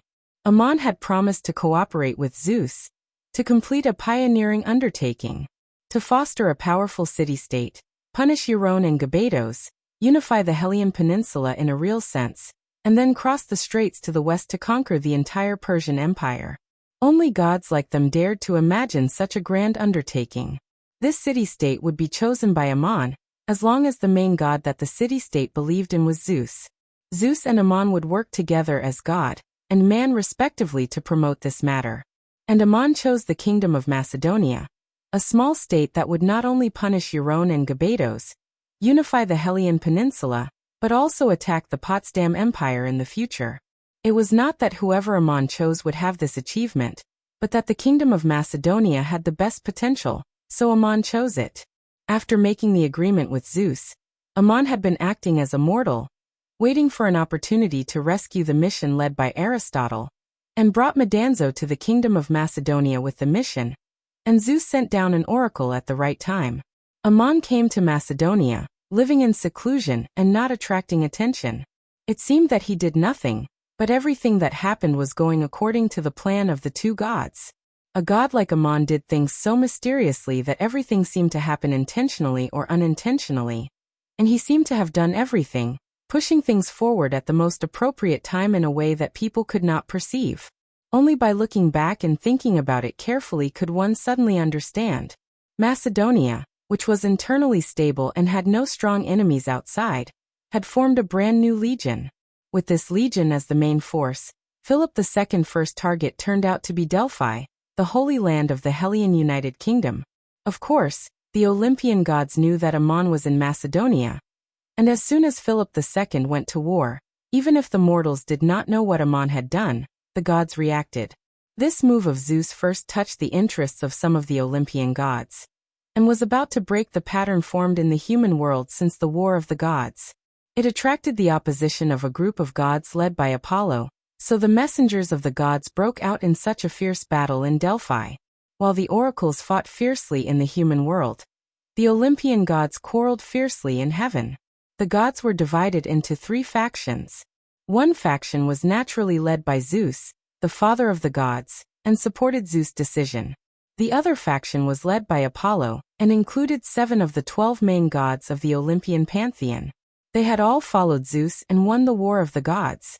They all accused Zeus of colluding with Amon to intervene in the disputes of the human city-states, violating the interests of the gods, and violating the agreement. There was also a faction led by Themis, the goddess of justice and fairness. Most of them represented the ancient gods before the War of the Gods. They were relatively neutral and mediators of this conflict, especially Themis, who had always played the role of the adjudicator of the disagreements of the gods in the divine kingdom. Zeus first proposed for the oracles on earth to stop fighting and wait for the gods to reach a new agreement. This proposal was supported by Themis, and Apollo and the others also agreed. Apollo asked Zeus to disclose the agreement between him and Amon, as well as the purpose of the conflict, what role Amon played in it, and what was his purpose. This request was also supported by Themis. Zeus then calmly told him everything. He told the gods his plan, which would bring greater benefits to the Olympian pantheon in the future, and what Marduk had done. Marduk came to the human world as Darius, and invaded the Olympian pantheon with the purpose of integrating the divine realm. Only by unifying the Olympian pantheon could they retaliate against Marduk's invasion. Zeus was not only retaliating for the sake of revenge, but for him, it was also a kind of confirmation. For the entire Olympian pantheon, This was the first invasion by another pantheon. If there was no counterattack, how could they prevent similar incidents from happening in the future? Moreover, this was also good for the Olympian pantheon, as it could shine the light of the gods all over the continent. Zeus promised that with the expansion of the divine realm in the future, the gods would be able to guide their believers and oracles in a larger area of the human world, and obtain more divine realms. The losses in the internal disputes would be made up for in the external expansion. The gods were persuaded by him and reached a compromise and a new agreement, so the emissaries of the human world left the battlefield. The Olympian pantheon had reached an agreement to unite against foreign enemies, and Zeus' goal was achieved. The rest was up to the kingdom of Macedonia, and the gods would cooperate and help. Then there was one person who seemed very conspicuous and unnecessary, and that was Ammon, who was still living in the kingdom of Macedonia. Ammon did not come for the Olympian pantheon. He agreed to cooperate with Zeus to explore his own path of confirmation. He was another king of heaven, and if the Olympian pantheon wanted to seek benefits in the expansion, then the existence of Ammon would be incompatible, and sooner or later there would be a conflict. Now that Ammon was in Macedonia, it would inevitably have an impact on the king of Macedonia. For example, Alexander had promised Medanzo, "If I can reach Igut one day, I will personally offer sacrifices to His Highness Ammonius and rebuild the temple of Isis." If Ammon was allowed to stay, the future achievements and benefits of the Olympian pantheon might be inexplicably stolen by Ammon. Even if Zeus could tolerate it, the Olympian pantheon would not agree. On the other hand, the pantheon had reached a compromise, and the conflict was transferred to the outside world. Ammon had become a target of hatred for Apollo and others. After all, they had suffered heavy losses in this dispute. Even if they did not pursue Zeus, they could still pursue Ammon. So Apollo proposed to expel Ammon from the divine realm of Olympus. Zeus objected because he had an agreement with Ammon, and Ammon did not violate it. The pantheon began to quarrel again, and Artemis, who represented the neutral side, made a ruling. Ammon could not be expelled in the name of the Olympian pantheon, and the gods would deal with their own personal grievances and bear the consequences themselves. Zeus, the father of the pantheon, also agreed with this ruling. When the pantheon reached a final agreement, Artemis came to remind Ammon immediately. She had the most special relationship with Ammon among the Olympian pantheon, and her situation was also the most awkward. So she came to see him as a girl, and explained the situation with a straight face as soon as she entered. Ammon understood the whole story and said gratefully, "Thank you for coming to see me in this situation and telling me all this. Aren't you afraid of the gods' suspicions?" Artemis said angrily, "What am I afraid of? You did not violate the agreement, and I cannot expel you in the name of the Olympian pantheon. The gods can only deal with it as a personal grievance. Based on our personal relationship, of course I have to remind you that even if someone is dissatisfied with you, they can't attack me." Tong Meng asked with a smile, "I'm a little curious. The battle between the gods on earth was so fierce, and many people died. And the gods in heaven have been arguing and negotiating, and did not do anything themselves?" Artemis replied, "What's there to be curious about? When Zeus established the heavenly kingdom, he made the gods make an oath that they could not attack another god because of internal affairs. When the gods of this pantheon challenged the gods of other pantheons, they could not attack the gods of this pantheon. When the gods of other pantheons challenged the gods of this pantheon, they could not help the gods of the other pantheon." Ammon said, "This is very much like the covenant between the city-states of Keystone, and the Olympian pantheon is also like an alliance.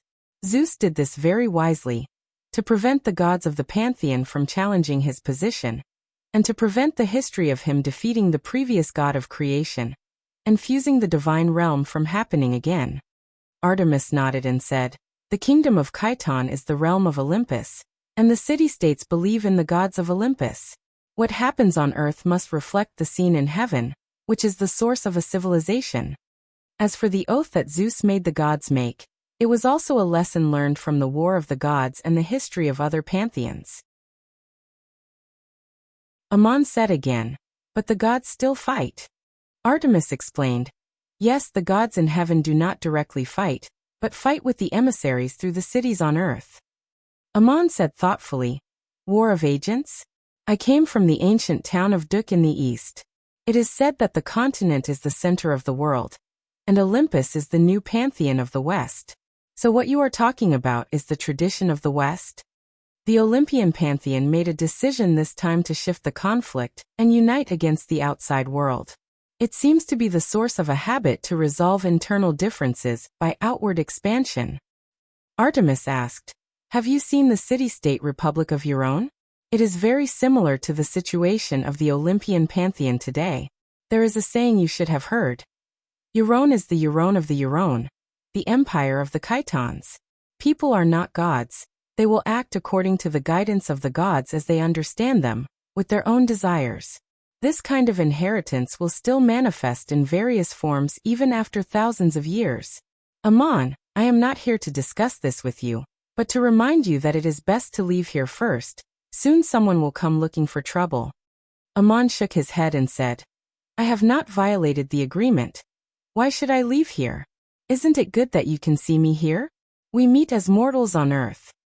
Artemis's face finally showed a gentle expression, and she held one of Amon's hands and said, I heard that you have promised Zeus that the Olympian gods can enter your divine realm, and I can see you at any time, right? But now the gods want to deal with you. Even if they are not as powerful as you, they will use all kinds of methods and means. Since you can't act as a deity, you'll definitely suffer. Why do you still want to stay here? Amon still smiled and said, Since I have promised to cooperate with Zeus, I will naturally encounter such things, and the test I have experienced is also part of the verification. How can there be no trouble? If there are no problems, why should I seek verification? The means that the Olympian gods use to deal with me are the test I have come here. You can say that I have only myself to blame, but I will not leave voluntarily. This is the price I must pay in the course of exploration. Artemis clenched Amon's hand and said with concern, I am not here to persuade you to leave because the gods want to force you to leave. You have not fully understood what I mean. I have a feeling that Zeus is using you and scheming against you. I know this father of the gods better than you do, and you are seeking verification, and he is also seeking verification. At this point, Artemis did not continue, but imprinted a message into Amon's soul, telling him of her guess and judgment. Both Amon and Zeus had achieved achievements beyond the gods of creation, and created their own divine realm. She did not know the name of this realm, and Artemis called it the God of Gods, according to the ancient prophecy of the plains of Duk. But whether it was Zeus or Amon, they were faced with a potentially serious problem. What should they do if other gods in the divine system achieved the same achievements in the future? In the ancient divine system, if a god also achieved the achievement of the God of creation, they could break away from this divine system and no longer be bound by the oath. They could establish another divine kingdom and another divine system. For example, Seth's wish was like this. But the situation of Zeus was different. He surpassed the gods of creation and achieved the achievement of the God of gods. Fused with the divine realm of the original God of creation, Unos created the divine realm of Olympus, and made the gods make an oath to prevent similar situations from happening again. But if another god in the divine clan also achieved the achievement of the God of gods, how could the two gods of gods coexist? Zeus could not prevent another god from creating his own divine realm. If another divine realm was created in the eternal realm, it would lead to the division of the divine clan, and violate the oath of the gods. If it was extended and created in the original divine realm, it might no longer belong to Zeus completely, and it might also lead to the collapse of the divine realm, and it might even lead to the fusion of Zeus' divine realm.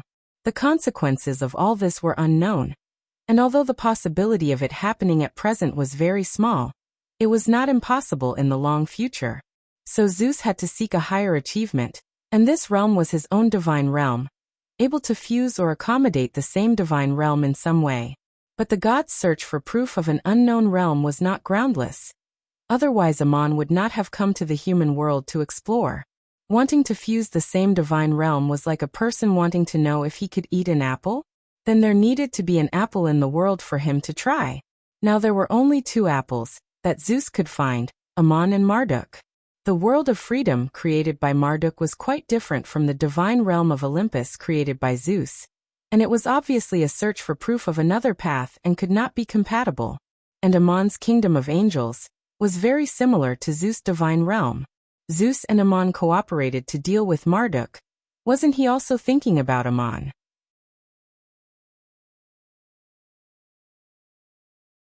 Chapter 321.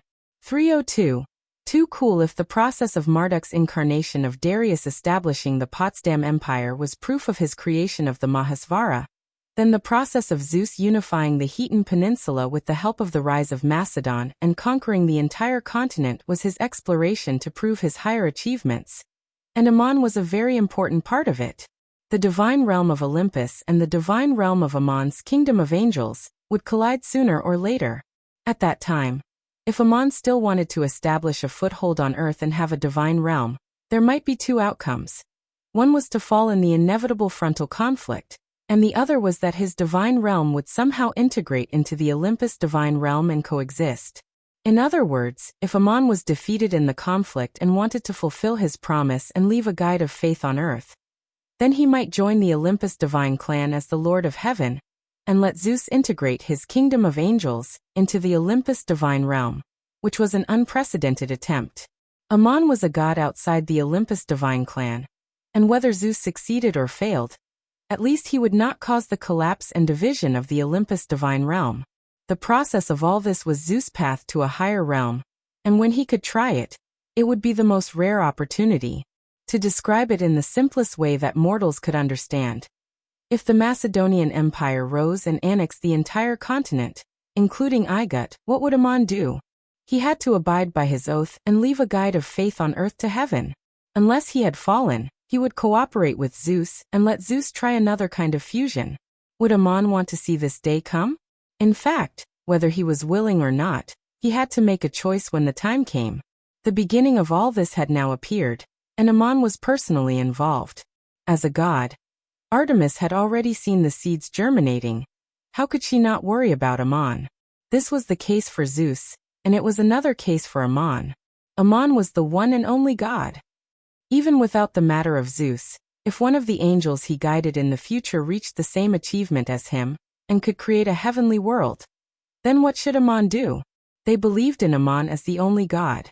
This sincere belief was also included in the achievements of the angels, and it was also their oath to join the kingdom of heaven. Therefore, the problem did not lie with such an angel, but with the Lord of Heaven, Ammon. Ammon had to be able to integrate the newly created heaven world of the angel with the entire heaven, becoming the new connotation and extension of the kingdom of angels. Don't forget Ammon's vow. If I can become a god, what kind of god will I be? I myself don't like those gods, and I even loathe them. With this belief, no matter how much I cultivate, I won't be able to become one of those gods. This is decided by the test of origin power. If one day, when I will pass the test of fate, the judgment of the end, my wish is not to join or establish that kind of god or become that kind of god. I hope to build a home in my belief, which can guide all who yearn for it, and not be guided by gods. The so-called gods are no longer gods, but gods in people's beliefs. People can choose a heavenly home in their lives, or endure the hell-like torment in their hearts. This is my wish to become a god, and the path under my feet will eventually lead there. Later, Ammon became a god, and later, Ammon achieved achievements beyond the creation of the gods and created heaven, but his vow was not fully realized. The one and only god was not only a title. The realm that Ammon wanted to prove was actually higher than the realm that Zeus wanted to prove. It was even incredible. Ammon had been doing this, just like people in the world who worked hard for their ideals. But for gods, wishes, implementation, and real achievements were two different things. He had not realized the vow before he became a god, so he was still exploring, and that was why he came to the Hetan Peninsula. This was the reason why Ammon agreed to cooperate with Zeus. But in Artemis's view, he was also shooting himself in the foot. If Zeus's plan succeeded, Ammon would instead become a stepping stone for Zeus to seek a higher realm. If he was wise, Ammon should leave the Hetan Peninsula now and not participate in this matter. After listening to Artemis's thoughts, Ammon nodded slightly and said, Schrödinger, you are right, this is indeed the situation I will face. But if I do not embark on this path, how will I know the answer? Those ambitious men on Earth also have to face tests in order to realize their vows, and the test I face is probably more difficult than Zeus's. Artemis pursed her lips. Amon, are you still going to stay here? Amon replied. At least I won't leave on my own accord. Artemis raised her eyes to look at Amon and said, Your achievements are higher than mine. What I can understand, you can naturally understand too. I just told you everything that happened in Olympus. Since you have made your choice, when that day comes, I hope you will not make it difficult for me. Amon held her hand and said, Schrödinger, I will never make it difficult for you. At this moment, another servant came in from outside the door. Mr. Amon, another young man named Phoebus is here to see you. Artemis stood up and said, It's Apollo, he is indeed the first to come. Apollo is very arrogant and straightforward. Among the 12 Olympian gods, he is the most powerful one after Zeus. I think he is here to challenge you. Amon asked, Challenge me? In what name? Artemis said, In his own name. Of course he has a reason to attack. You have to be careful. Artemis left from the backyard without meeting Apollo. When the servant came in with a young man, even Amon's eyes lit up. He waved at the servant and said, You can leave first. I have something to discuss with this gentleman. As soon as the servant went out, Amon waved his hand and set up a magic circle, covering him and a lobo in the center of the circle to prevent the movements in the house from disturbing the outside world. The god in front of him looked less than 30 years old, and he was the most handsome man Amon had ever seen. He wore a robe with one shoulder bare, and he held a beautiful harp in his other hand. Apollo had a broad forehead, firm and confident eyes, and wore a laurel crown. His long hair hung down to his shoulders, his body was well proportioned and fit, and his face was impeccable. He stood there with an indescribable masculine charm. Amon's disciple, Medanzo, was already quite handsome, but compared to Apollo in front of him, he was clearly lacking something. If this god was here to compete with Amon's handsomeness, then Amon had already lost. Amon greeted him in a calm tone. Are you Apollo? I have seen your statue and thought that the craftsman carved the most beautiful man imaginable, but when I see you in person, I feel that the statue is far from being able to capture your splendor. Have you also come to see me as a mortal? When you were outside the door just now, you attracted the attention of passers-by. Amon's last sentence was obviously teasing, and Apollo's expression was cold. I have also come to see you as a mortal. It seems that Artemis has just left. Amon. Yes, she has just left. I think you should first express your apology for disturbing my meeting with her. If you have something to say, just say it. I have come to challenge you. At the same time, he used message magic to explain the reason for his challenge to Amon. Philip II's capture of Delphi caused a quarrel among the gods, and the messengers of the gods fought fiercely. Although a new agreement was reached in the end, Apollo suffered the greatest loss. The Delphi oracle was the most authoritative oracle in the Hetan Peninsula, and it had always been issued by the temple of Areabo on behalf of the gods. This was the result of Apollo's victory over the ancient goddess Artemis in the War of the Gods, and it made him the most important god in the Olympian pantheon after Zeus. In the human world, more people offered sacrifices to Apollo than to Zeus, the father of the gods. In the history of the Hetan Commonwealth, the number of city-states that worshipped Apollo was also the largest. This period of history lasted until the end of the Hippocratic War, when the Euron League rose, and Helena became another more important god. The Delphi oracle, which represented the highest authority, was still issued by the Temple of Apollo in Delphi. Philip II sent troops to occupy Delphi, and the Holy Land of the Hetan Peninsula was under the control of the Kingdom of Macedon, which also indicated that this period of history was about to change. Apollo could not hold Zeus accountable, but he would be angry at Amon. Amon was a god outside the Olympian pantheon, and he had something to do with this matter. To Apollo, this was a challenge to his authority. That was why he came here. Amon looked at Apollo and replied, If I accept your challenge in the name of a god, it will be a violation of the agreement with Zeus. Since you are here as foppers, how do you want to challenge me? Apollo answered, "We can fight each other in eternity." Ammon smiled and shook his head. "I will not leave because of your challenge, and I will not show the means of a god here. If you want to challenge me, you can do it as a mortal, and we will duel like warriors in the human world." Apollo nodded without hesitation. "All right. What will happen if you lose?" Still smiling, Ammon said, "Since it is a duel, there should be a bet. The loser will retreat in front of the winner, no matter who he is. Do you understand what I mean?" Although Ammon was smiling when he said this, the bet was really cruel. For a god, it was not easy for one side to retreat in front of the other. For example, if Ammon was the victor and one day strolled to the temple of Apollo in a good mood, then the connection that Apollo had placed on the statue of Apollo would also have to be withdrawn, and would not appear in front of Ammon. This duel was very troublesome. If Ammon killed Apollo in the divine realm of Olympus, he would publicly anger the gods, and it would become the invasion of another pantheon. It was very likely that the gods would besiege him, and it would lead to a chaotic war between the two pantheons. However, Apollo might want to take the opportunity to kill Ammon. If he succeeded, the divine realm created by Ammon would disappear, and there would be no need to talk about the rest. Therefore, Ammon could not be killed by Apollo, nor could he easily kill Apollo. If Apollo was defeated, he would come back for more trouble, or ask a few other gods to help him. That would be a headache for Ammon. So he made this bet. He would simply let the loser disappear from the eyes of the winner, so as to avoid any future troubles. Hearing this, Apollo slightly curled up the corner of his mouth and said, "No problem. If you are lucky enough to survive after losing to me, you must never appear in front of me again. Immediately leave the Heaton Peninsula, and hide in your divine realm. If one day I am interested in visiting the Igut, your statue must not open its eyes in front of me. What I suffered in the Battle of Delphi, you will suffer double." Ammon nodded and replied frankly, "The result of the Battle of Delphi cannot be said to have nothing to do with me. It is reasonable for you to have such a request. I once promised Zeus that the Olympian gods could enter my divine realm. But if I win, you will be excluded. Wherever I go, even if it is your divine realm, you will have to retreat." Apollo waved his hand. "Cut the crap. Where do we fight?" Ammon said, "Of course not here.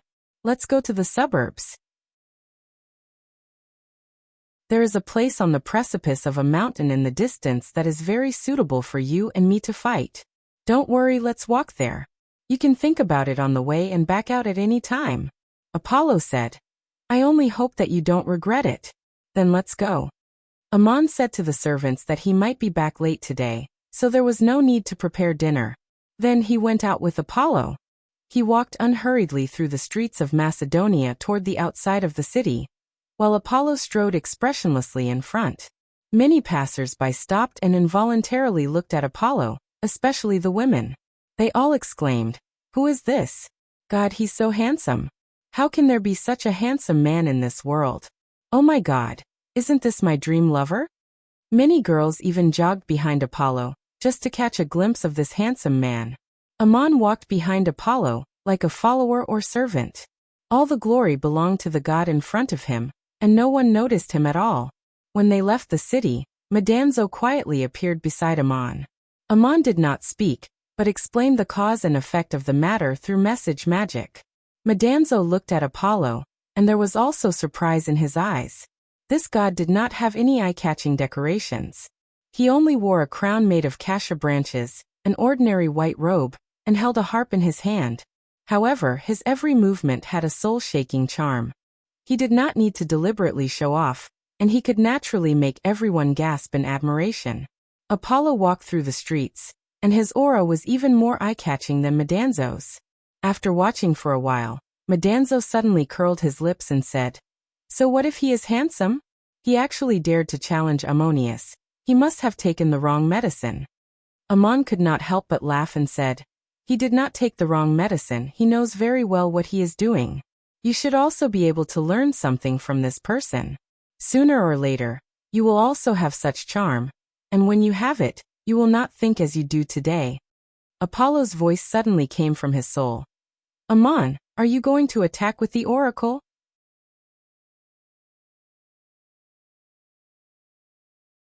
Chapter 322.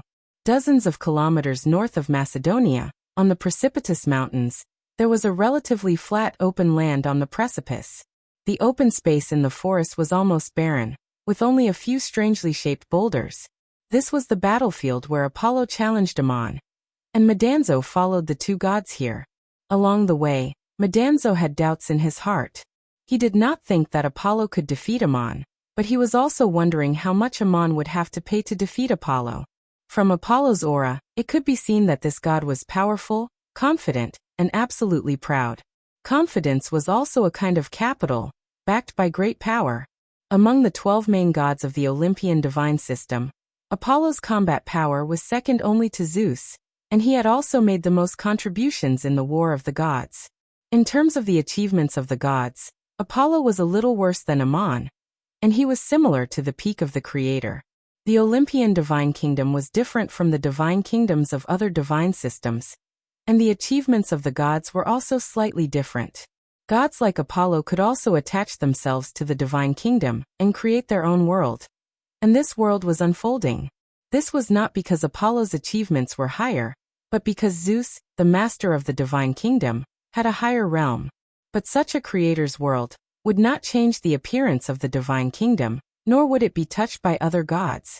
It was just an independent landscape in the divine kingdom of Olympus. In Ammon's kingdom of angels, there were also the achievements of angels who embraced the creator. For example, Ea, the god of wisdom of the original Anunnaki divine system, also had his own creator's world. When Ammon merged with the divine kingdom of Anunnaki, Ea became an archangel, and his creator's world was completely integrated with the divine kingdom. This was related to the oaths made by the angels when they joined the divine kingdom, and it also showed that Ammon had higher achievements. In terms of realms, Apollo was equivalent to the pinnacle of the creator realm, and he was a deity known for his powerful combat abilities. He had been a god for a much longer time than Ammon, and he had a stronger accumulation. In terms of pure magical power, Ammon might not be above him. Apollo's promise to duel with Ammon as a human warrior was actually more beneficial to him. If they were in the eternal state of being unborn and imperishable, Ammon might have even more profound methods. Even if his transcendence energy was inferior, he could still use other methods to make use of his strengths and avoid his weaknesses. But in the human world, the methods of the gods were limited, because this was not the world they created. This battle would be even more difficult for Ammon. So Apollo was brimming with confidence. Madanzo looked at Apollo and thought to himself, duel like a warrior. If you want to compare fists, you've found the wrong person. Do you think you are a warrior like Enkidu who passed the test and became a god? Don't fight with Ammon, you will be shocked when we fight. While thinking about this, Madanzo quietly asked Ammon, you have given your most powerful weapon to your disciple. Do you need to use the key of destiny? Ammon smiled. There's no need for that. When I left Talung, I brought along my most convenient weapon. When we fight later, you hold the key of destiny and stand by the side to prevent disturbing the outside world. If someone tries to plot against us, you can also warn us in time. Madanzo said, no one will dare to hide in the side and plot against us. The eyes of the gods are watching, but I will also be careful. When they arrived at the arena of the duel, the two gods stood a foot apart from each other. This place was indeed dangerous.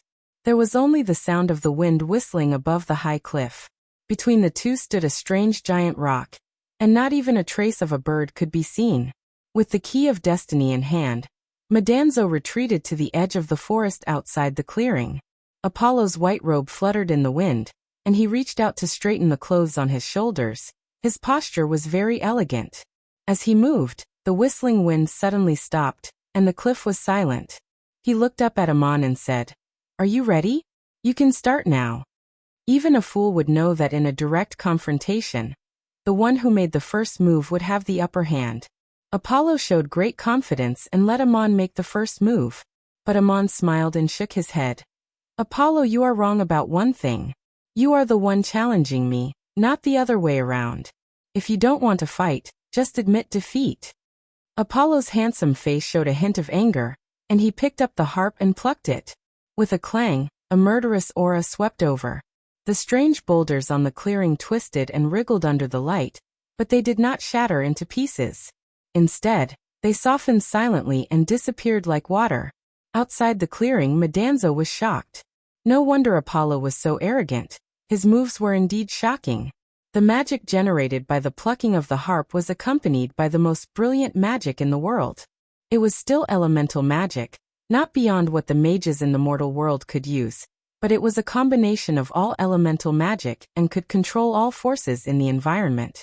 If the person facing the sound was Madanzo, he could only use the key of fate to protect himself. Everything around him would be crushed by Apollo, and there would be no room for him to use magic or fight back.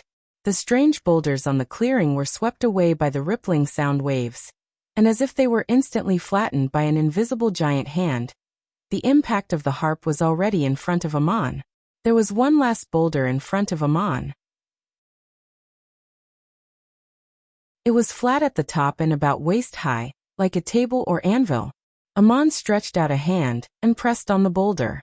The boulder seemed to have become one with his body and soul, and the rippling impact dissipated. Amon was unscathed. The first attack was silently neutralized. Apollo narrowed his eyes and kept plucking the strings with his fingers. One attack after another, accompanied by the melodious sound of the harp, attacked Amon continuously. The sound of the harp was not dense, but it carried a beautiful melody. Apollo's posture was very elegant, but the attacks from his hands were getting stronger and stronger. Makezo was secretly shocked watching from the side. That was because Apollo had the upper hand as soon as he attacked. He seemed to be playing the harp leisurely, but he had blocked all of Amon's routes of counterattack. Amon was now in a situation where he could only use his magic to resist. If he could not break the sound, he could not even fight back. This was the most disadvantageous situation for Amon. Although Apollo was arrogant, he knew how to deal with Amon. Madanzo was a little anxious. Amon and Apollo were dueling, and the last thing he should do was stand still and fight with magic. After all, Amon had only been a god for a short period of time, and this was his weakest point. Even if his powerful magic power could last for a long time, and was comparable to Apollo's, Apollo's magical harp was used against the bare-handed Amon. Even if Amon could last until the end of the battle, the result would still be a lose-lose. Just as Madanzo was frowning, Amon also moved. His movement was too unexpected. The god grasped with his left hand, and pulled out an oval pebble out of thin air. It was the ore extracted from the Parangan mine. With a wave of his right hand he pulled out a sledgehammer. The hammer was not a magic weapon, but a mine hammer used by the Duk miners since ancient times. The hammer head was made of damask steel, but it was hard and heavy. The wooden handle was very tough. Infused with magic by Amon, it faintly emitted a faint golden light. This mine hammer was taken away by Amon when he left Lung. It was also made by him in his newly built courtyard. The hammer and the ore core were placed in a spatial magic tool, and were taken out at this time. Madanzo knew the origin of the mine hammer, but he did not know when Amon brought the ore core with him. Amon placed the ore core on the boulder and hit it with the hammer. He had done this action countless times when he was young, and he was very familiar with it. But now, he was able to do it without any interference, which showed his powerful magic. Under the cover of Apollo's music, everything in the surroundings was in chaos. All kinds of elements seemed to be broken and fused, changing according to Apollo's music. As long as Amon showed the slightest flaw, Apollo would be able to control all kinds of attacks at will. In this battlefield, the only things that were not affected were Amon and the boulder in front of him. The mine hammer fell, and there was a ding sound. The sound was not loud, but it echoed for a long time, penetrating through the cover of Apollo's music. The heavy mine hammer was like a feather in Amon's hands. Countless fine cracks appeared on the surface of the ore core, which was harder than pig iron. The cracks spread and became dense, and then it turned into grayish-white powder and fell down. The crushed ore core scattered into powder and fell off the boulder, disappearing into the storm of music. Only a colorless, transparent Parangan was left on the boulder. In the distance, Apollo's squinted eyes suddenly opened, and a trace of anger appeared on his face. The blow from Amon's hammer happened to hit right after Apollo's strumming. The sound was not loud, but it was very penetrating, disrupting the beauty of the music. What is Amon trying to do? Is Apollo playing his instrument? Is Amon opening his mind? I've never seen a duel like this. Not even warriors in the mortal world would do this. However, Amon did not care about Apollo's reaction. He took out another ore, swung his hammer, and hit the boulder again. The powder fell into the storm of music, and another parangan appeared on the stone platform in front of Amon. Apollo was not the only one who was surprised. Even Madanzo's mouth was wide open for a long time. How could a duel between gods be like this? Apollo realized that Amon was trying to disrupt the rhythm of his music. He closed his eyes and ignored what Amon was doing. He continued to pluck the strings according to his own tune, playing a beautiful melody that was laced with a murderous intent. Apollo was not disturbed by Amon's music. Apollo's heart was filled with murderous intent. As long as he could break Amon's protective magic, he would win. No matter what, he had to break the last boulder on the ground. The melodious sound of the instrument was like the most beautiful music in the world. Apollo's rhythm had also changed. It was impossible for Amon to calmly swing his hammer between two notes. This seemingly comical but dangerous duel went on for a while. Apollo suddenly realized that Amon did not deliberately use the hammer to disrupt his rhythm. It was just a coincidence. Amon didn't seem to care about what Apollo was playing. He was mining parangons at his own pace. Hammer after hammer hammered down, one parangan after another was extracted. Amon was like the most outstanding and tireless miner in the world. He had already extracted tens of thousands of parangons, filling up the boulder in front of him. He waved his sleeves and put away the parangons. Then he took out the ores and continued to mine.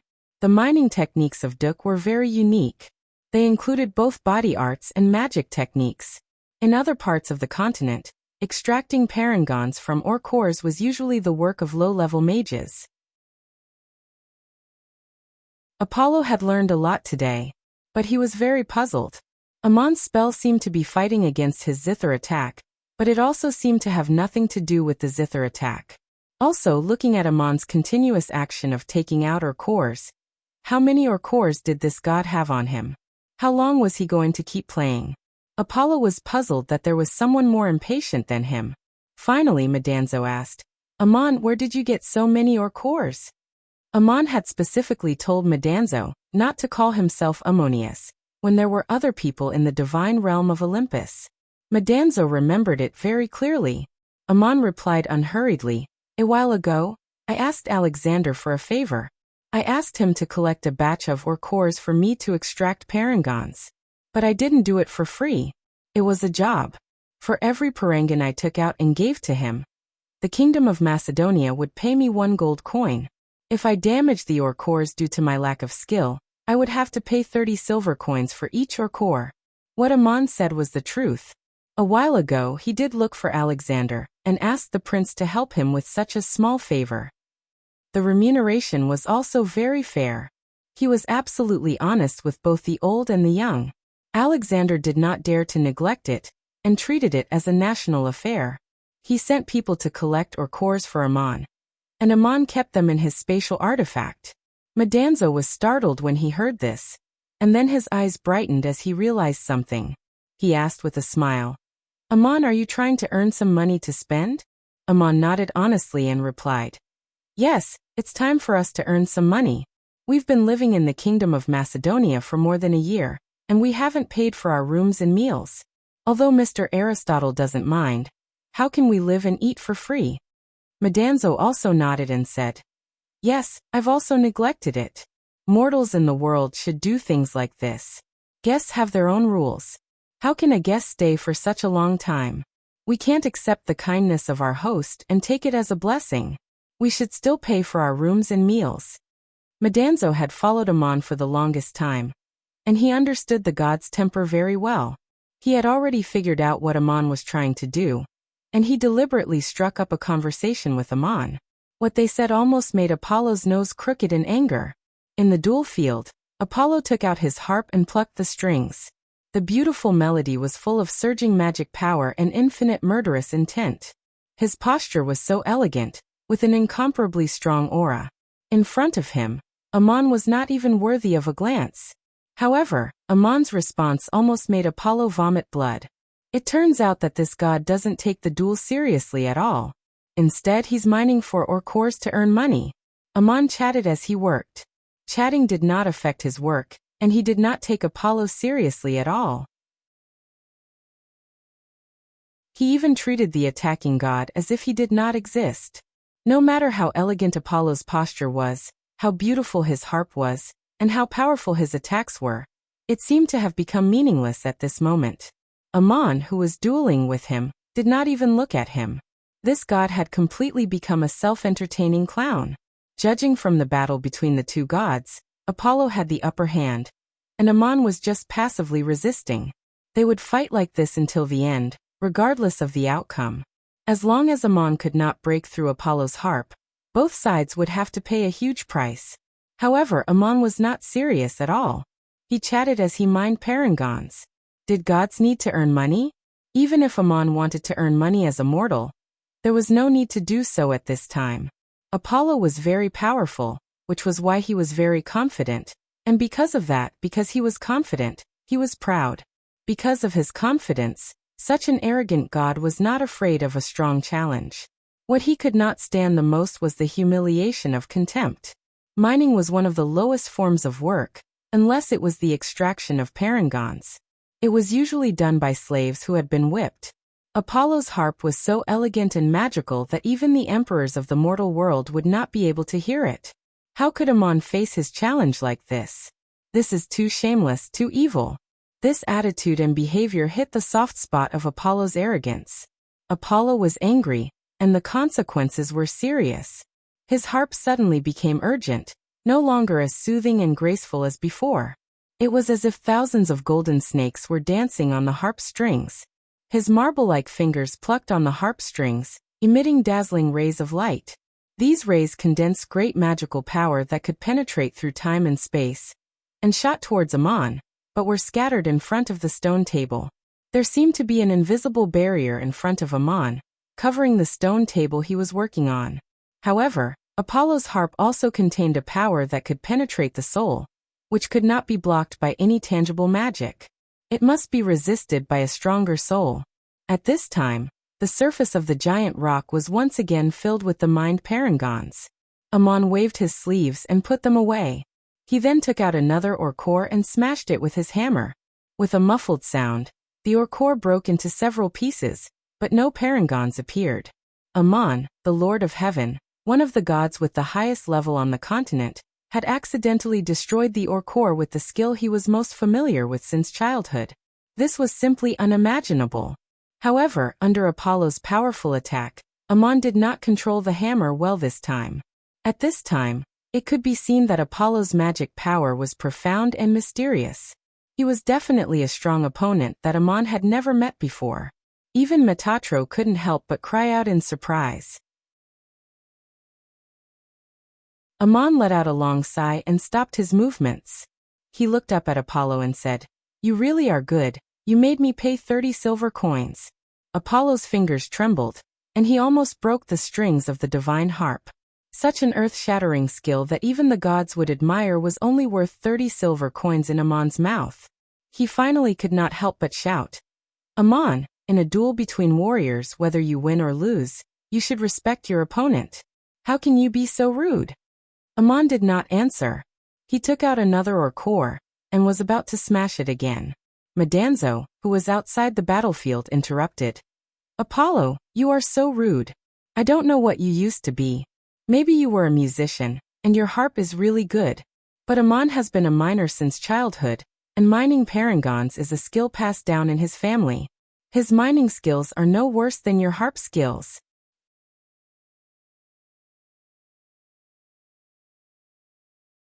Chapter 323. Apollo reprimanded Amon, but Amon lowered his head and continued mining as if he did not hear anything. Medanzo interrupted and retorted. Apollo turned his head and shouted, "What business is it of yours?" In the face of Apollo's majestic scolding, Medanzo took a step back and shrugged. "Indeed, not as much as me." Although Apollo was furious, he was still clear-headed. His attacks were still sharp, and he did not give Amon any chance to take advantage of him. But when he turned his head to scold Medanzo, he was slightly distracted. The most arrogant god of Olympus could not bear such humiliation. Although Apollo turned his head to scold Medanzo, Amon's every move was still under his tight control. He did not need to look to know every detail.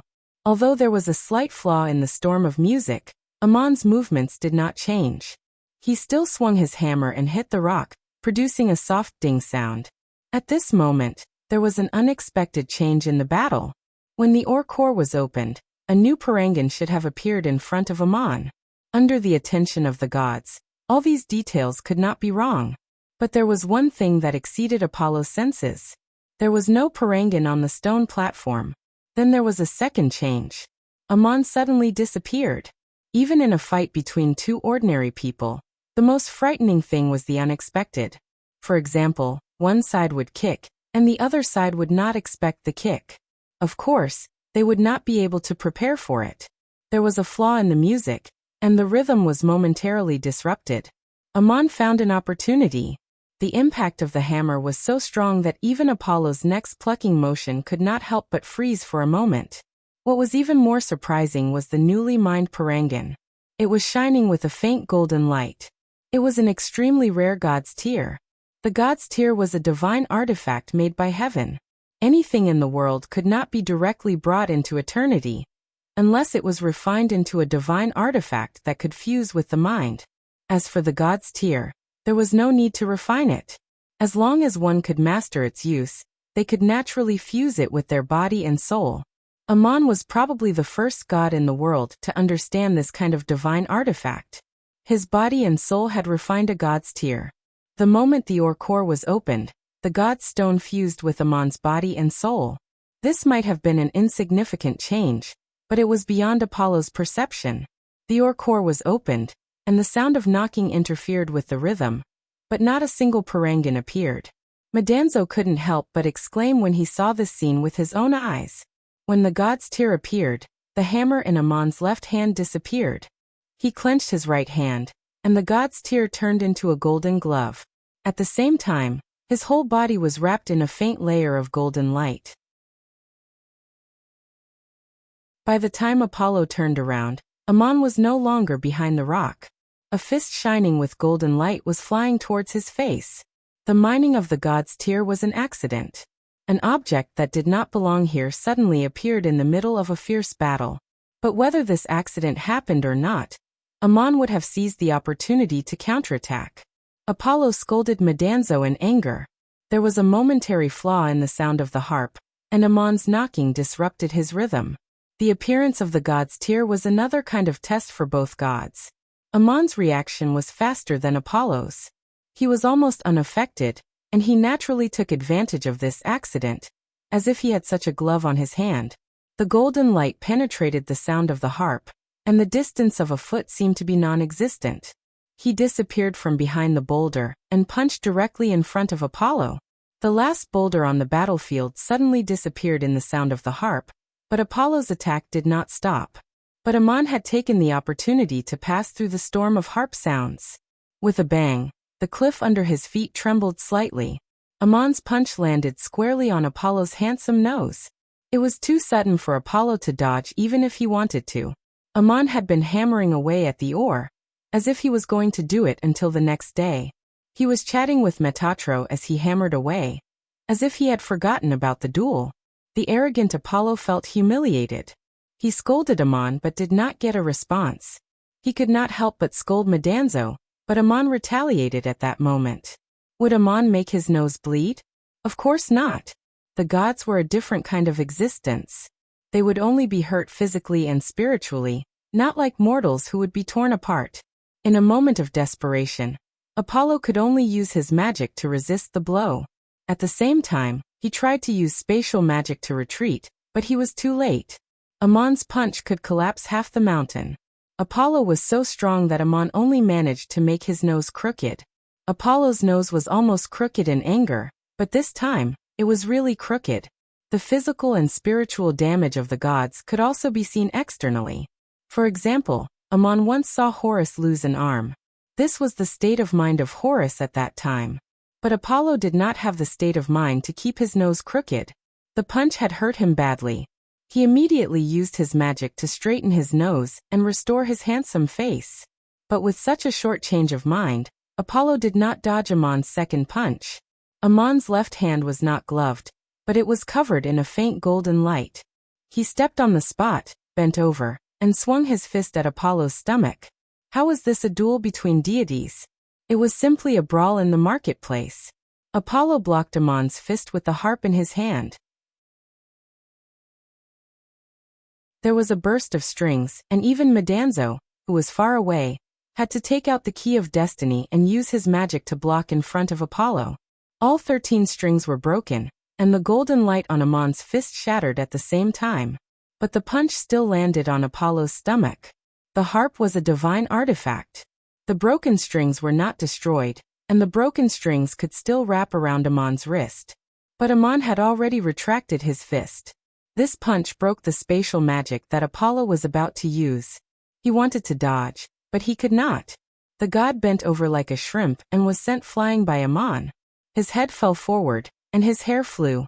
But Amon did not have the slightest intention of slowing down. He jumped forward and reached out his gloved right hand to grab Apollo's head. When gods fight, do they fight like women fight? For example, Amon. Apollo was not the only one who did not expect this. Even the gods who were watching the battle in the kingdom of heaven were stunned. Amon had made it clear that he was not here as a god, but to accept the challenge like a mortal. However, when noble warriors dueled in the mortal world, they usually took out their weapons and swung their swords at each other, appearing very imposing and dignified. Who would do what Amon did? But when he was a child in Duk, this was how he fought with other children. On a real battlefield, even if a general fell from his horse and fell into the enemy's formation, he would be surrounded by the enemy's ordinary soldiers. As a weapon, he could only use his fists to block. Unless it was a warrior like Enkidu, no one would be able to get close to him with a single punch. Otherwise, such a scene was very normal. In a battle, life and death were only a hair's breadth away. Why couldn't the head be pulled? Just now, his nose had been smashed crooked by Amon's punch. If Amon tore his head off, it would be really embarrassing. Apollo could not let Amon succeed no matter what. He roared as he flew backward, tried to shrink his neck, and punched at Amon's chest. Amon met it with his left fist. The fists of the two gods collided. There was no sound, but there was an explosion of annihilating power. In the distance, Medanzo, who was holding the key of fate, could not help but kneel on one knee. The fists of the two gods shattered like the core of a mine, and their arms disappeared in the air. Their bodies were separated by the explosive force. This punch was a lose-lose. Amon did not grab Apollo's head, but he tore off the laurel crown on his head. Amon was injured. One of his fists was broken, but his reflexes were not affected at all. He grabbed the laurel crown with his right hand and shook it. The glove disappeared and merged with the laurel crown. The laurel branches spread out and turned into vines with golden light. They extended and sprinkled down, binding Apollo's body tightly. Ordinary ropes and vines could not bind a god at all. Apollo could break free with a transformation magic. But the vines that the laurel branches turned into were wrapped in golden light. Amon used his great magic power to cast two kinds of magic at the same time. The entangling vine web, he learned from Murin, and the imprisonment of Isis, he had always been good at. Apollo could no longer cast any transformations, and his power was instantly imprisoned. Amon threw the bundled Apollo to the ground. This time he did not use his divine power, but the fall still made dust rise. The duel was over. The glove on Amon's right hand had disappeared. His left arm, which had dissipated, was gradually returning to normal. But the clothes from his wrist to his shoulder were gone. Apollo, on the other hand, was tied up tightly. He fell to the ground, unable to move. The crown on his head was gone, and his harp had fallen to the ground. His expression was one of shame and indignation. Amon did not care how embarrassed Apollo was. He looked at him with his hands behind his back and said slowly, "Are you fighting or quarreling? Don't forget that we are dueling. It's over. You have lost. What else do you have to say?" Apollo growled. You. Amon frowned and asked, "What about me?" Apollo shouted, How dare you use such a despicable method in a duel between the noble gods? Amon curled his lips and sneered. That's just because you think you are noble. Do you think my methods are despicable? Which one of my strikes is not honorable? You challenged me. And yet you expect me to fight in the way you want me to? Yes, although Amon's methods were shocking, they were not despicable. In fact, they were very open. Apollo played the harp, and Haurin struck the oars. Both were skills that he was best at. Amon struck the oars while chatting with Medanzo. Apollo's attack distracted him for a moment, and one of the oars was destroyed. However, Amon also distracted Apollo. In his anger, he turned around to chat with Medanzo. Both gods were talking to Medanzo, and neither was taking advantage of the other. A god's tear appeared on the stone platform. Apollo's reaction was obviously slower than Amon's, but he had his harp. Of course, Amon could also use other divine artifacts. There was a flaw in the rhythm of the harp, and Amon broke out of the encirclement. Who said that fists could not be used in a fight? Was it necessary to control a divine artifact and cast all kinds of dazzling divine spells to look magnificent and majestic? Apollo had been a god for too long. Even before he became a god, he had never fought like Amon. But Amon did not fall for it. Apollo was ashamed and angry, but he could not speak. Amon ignored the god and turned to Medanzo. The duel is over. Let's go back. Maybe we can make it for dinner. Amon waved his hand, and a golden light flew back to his palm and turned into the god's tear. The cassia branch that was wrapped around Apollo disappeared, and it returned to the shape of a flower crown beside the harp. Apollo lay in the dust, seemingly unharmed. Amon, however, did not look back as he walked down the cliff with Medanzo. Apollo stood up with a face full of shame and picked up the flower crown and harp. He almost did not dare to look up, for all the gods were watching. He was also a god known for his powerful combat abilities. How did he meet an opponent like Amon today? And it was him who came to him on his own accord. Melodious singing came from the mountain path. It was Amon singing a hymn, praising the god of youth and love. The song echoed in the wind, slightly desolate, but the melody was mellow with a natural beauty. In addition to striking or chords, this god was not ignorant of music. In the Anunnaki divine kingdom, a beautiful goddess frowned slightly. Is this song that Amon is singing praising me? The speaker was the goddess of youth and love, and also the goddess of beauty of the Olympian pantheon, Aphrodite. In the distance, Artemis said coldly, Aphrodite, don't be so smug. That song is indeed praising the god of youth and love, but it is not you, but the original Anunnaki goddess of youth and love, Murin. Amon was born as a miner in the town of Duk, and Murin was once the patron goddess of Duk. That song is often sung by the miners of Duk when they offer sacrifices to their patron goddess. What Amon sang was a song of the human world, and people outside the mountain could not hear it. However, in the eternal world, in the kingdom of angels that he created, the song was faintly discernible. Murin stood in the rose garden of heaven with a smile in her eyes, but her expression was a little indescribable. She whispered to herself, My God, you brat! You are getting worse and worse, but also more and more adorable. Apollo really doesn't know his place. How can he be a match for you? In the Olympian divine kingdom, Aphrodite was interrupted by Artemis, but deliberately pretended not to hear it. She said to another goddess beside her, Yelena, I have never seen a god like Amon. When he dueled with Apollo, there was no sign of a duel at all, but he suddenly broke Apollo's nose. It was like a street brawl. Apollo has been defeated, and you are the god of wisdom and the goddess of war. If it were you, would you have the confidence to defeat him?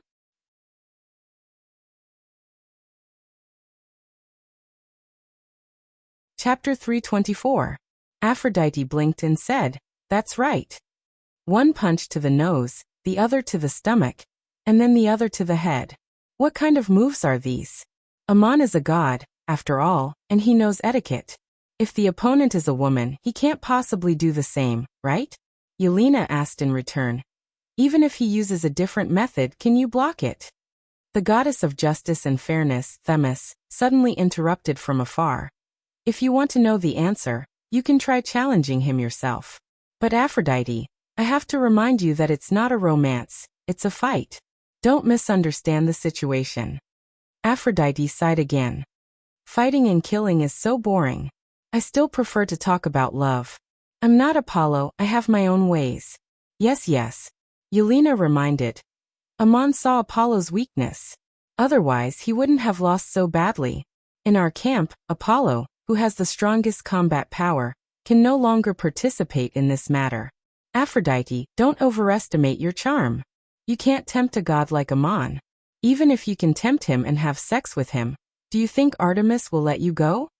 The gods of the Olympus pantheon obeyed the oath that they couldn't fight each other directly, but it didn't mean that there wouldn't be conflicts. If Aphrodite angered Artemis, the goddess of the hunt would hand her bow to a powerful messenger and set a trap for Aphrodite. Even the goddess of love and beauty wouldn't be able to handle it. Aphrodite said with a regretful expression, "A god like Amon, such a man, is a temptation and a challenge to me. If I were to be in a relationship with him, it would be an achievement and enjoyment. But I thank you for your reminder. The goddess of wisdom's words are never wrong. I won't face Amon directly, so what should I do?" Yelena thought for a while and said, "To defeat someone, you don't need to use your fists. Everyone's weakness is different. To defeat someone, you don't need to fight him directly. Aphrodite, if you really want to banish Amon, I have a suggestion that will help you." No one could hear what the goddess of wisdom said next. No one knew what idea the goddess of wisdom gave to Aphrodite. Madanzo followed Amon down the mountain. On the official road on the outskirts of Macedonia, people and carriages came and went. Amon stopped singing and walked forward with his hands behind his back. Madanzo couldn't help but whisper, "My God, you are really amazing. Why did they happen to find a god's tear? I'm afraid you're the only living craftsman in this world who has mined this kind of god stone, and you've actually mined 2 of them in a row." Amon smiled. "I'm not that lucky. I've only opened a few cores today.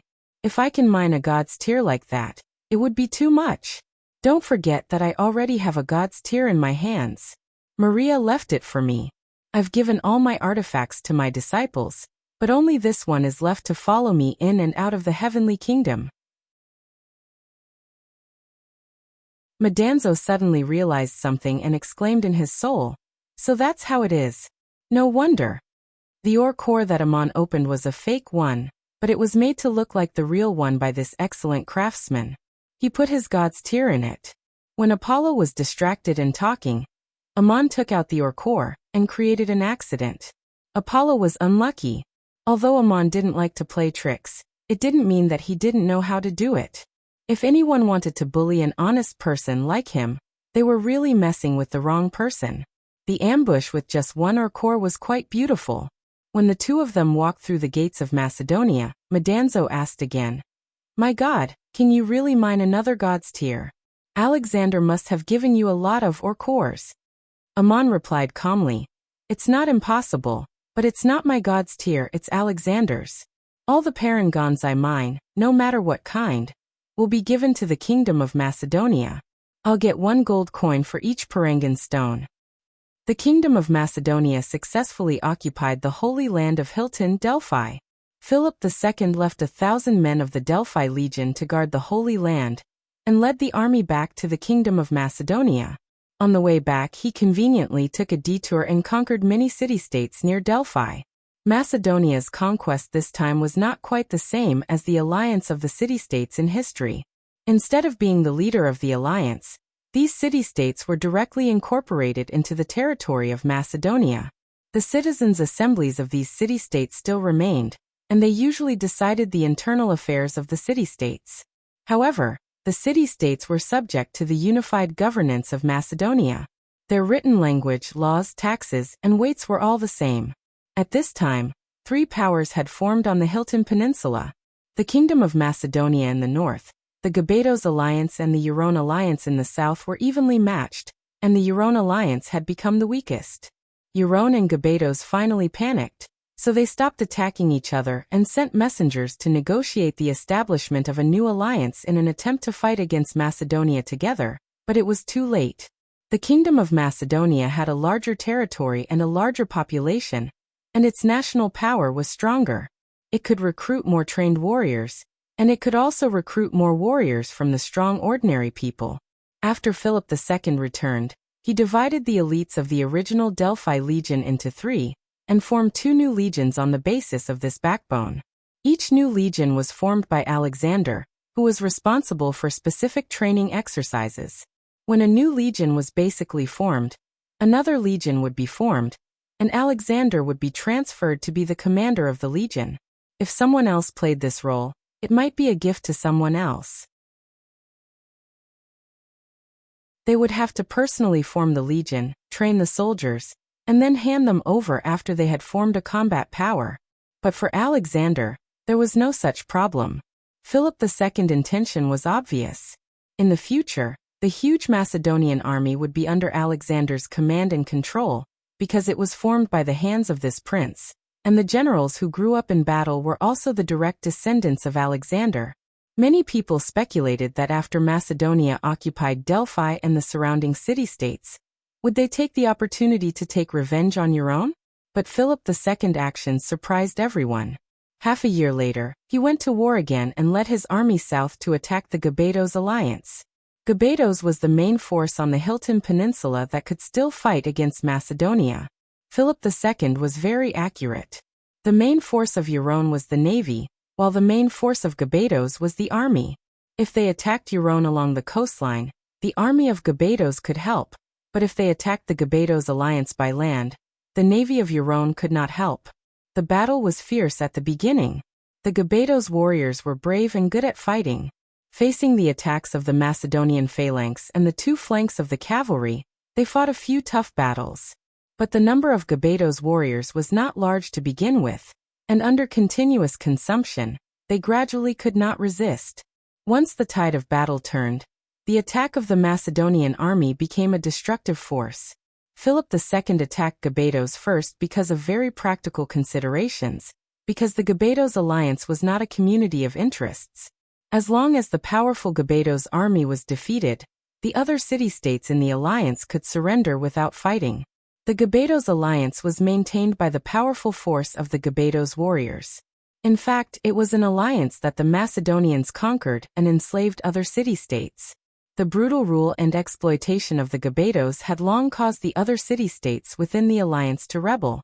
As soon as the Gabados army was defeated, the city-states almost took the initiative to welcome the arrival of the Macedonian army.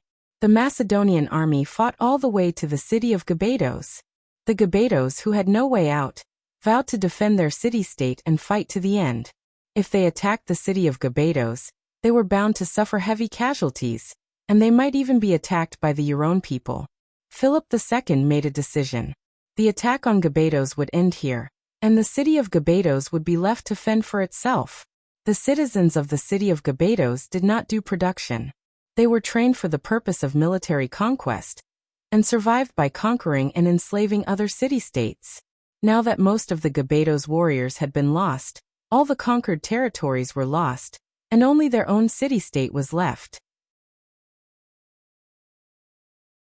If they were pushed too hard, the Gabados would fight to the end under the threat of destruction, which would not be good for Macedonia.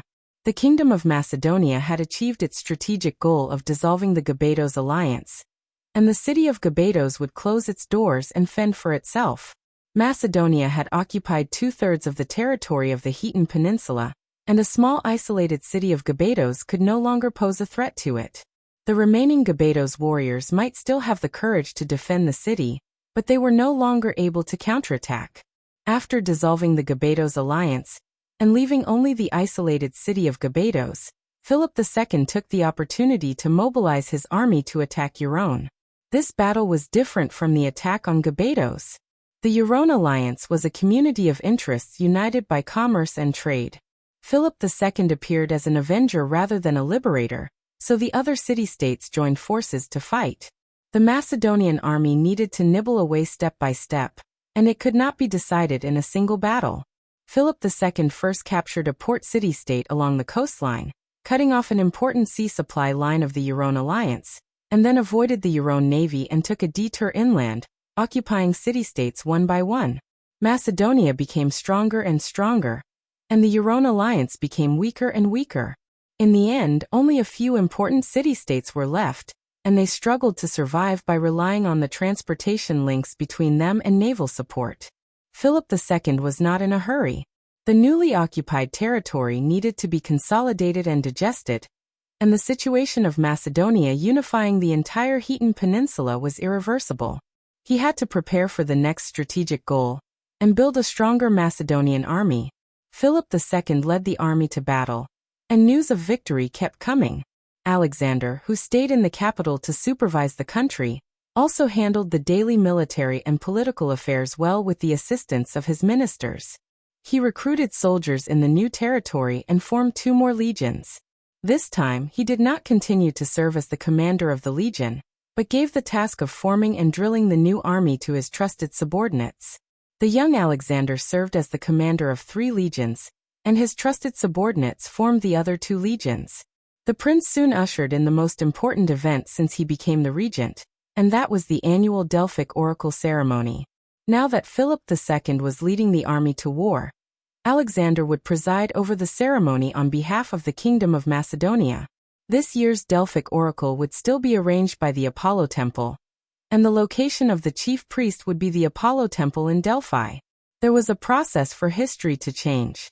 Although Macedonia had occupied the Holy Land of Delphi, it had not been long since they took over, and many things still needed the support of the local priest group. Therefore, they did not immediately order a change in the form of the Delphic oracle, and it was still arranged by the Apollo Temple. In the future, when the Kingdom of Macedonia had full control of the situation, and when the traditional priest group of Delphi no longer had the power to oppose, it was estimated that this period of history would truly change. Alexander, who was not even 20 years old, had to preside over such an important ceremony, and it was for the entire Heaton Peninsula. He was very excited for the grandest ceremony. Alexander's court tutor, Aristotle, of course had to accompany him and teach the young prince all the necessary etiquette for the ceremony. Madanzo also went, and Alexander begged him to go with him. During this time, Alexander and Madanzo had a closer relationship, and Madanzo often accompanied him to inspect the army, practice battle formations, and teach him all kinds of things during hunting and field trips. Such an important ceremony, and also to invite the important people of the kingdom. Whether or not some people would go, Alexander had to invite them as a form of etiquette. Ammon also received an invitation from Alexander in his personal capacity to attend the Delphic oracle ceremony, but Ammon politely refused. The reason why Ammon refused Alexander was very simple. If he really went, then the first Delphic oracle ceremony hosted by the Kingdom of Macedonia would be ruined. Ammon had defeated Apollo in a duel, and if he went to Delphi, then all the avatars that Apollo had placed on the statue of Delphi would have to retreat, and it would be impossible for him to send down an oracle.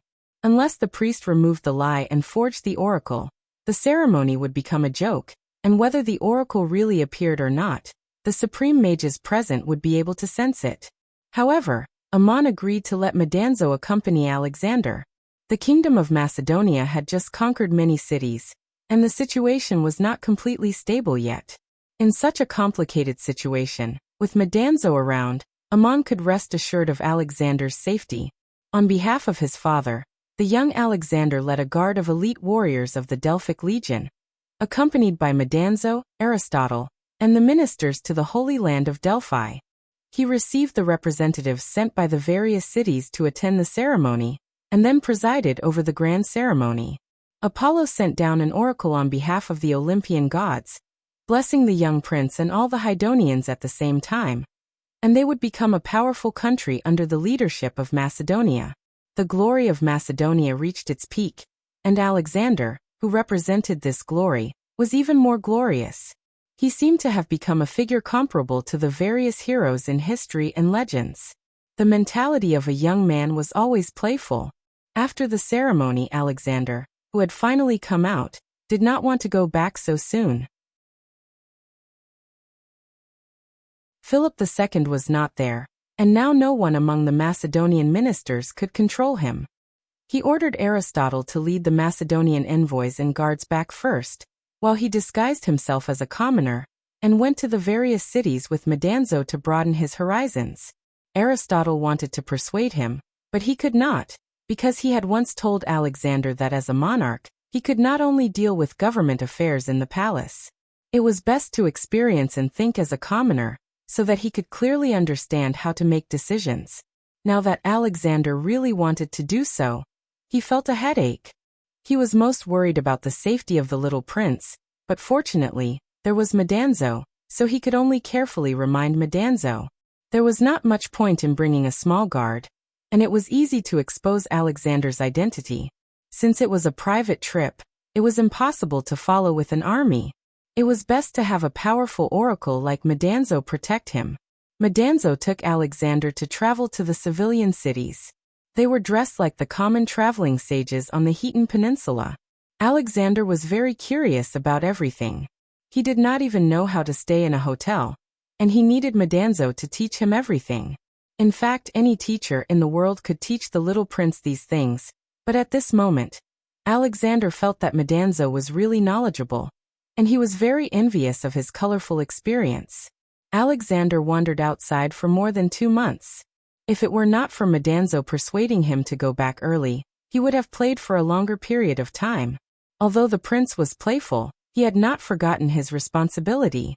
When he heard that Philip II was about to return to the court, he immediately decided to return to the city of Macedonia.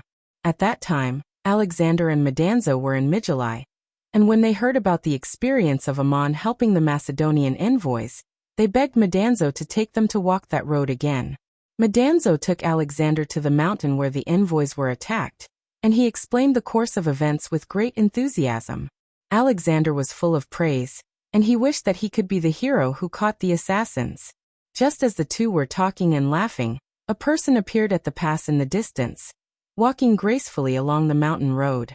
She was carrying a very large baggage, which did not match her delicate figure, and she looked very pitiful.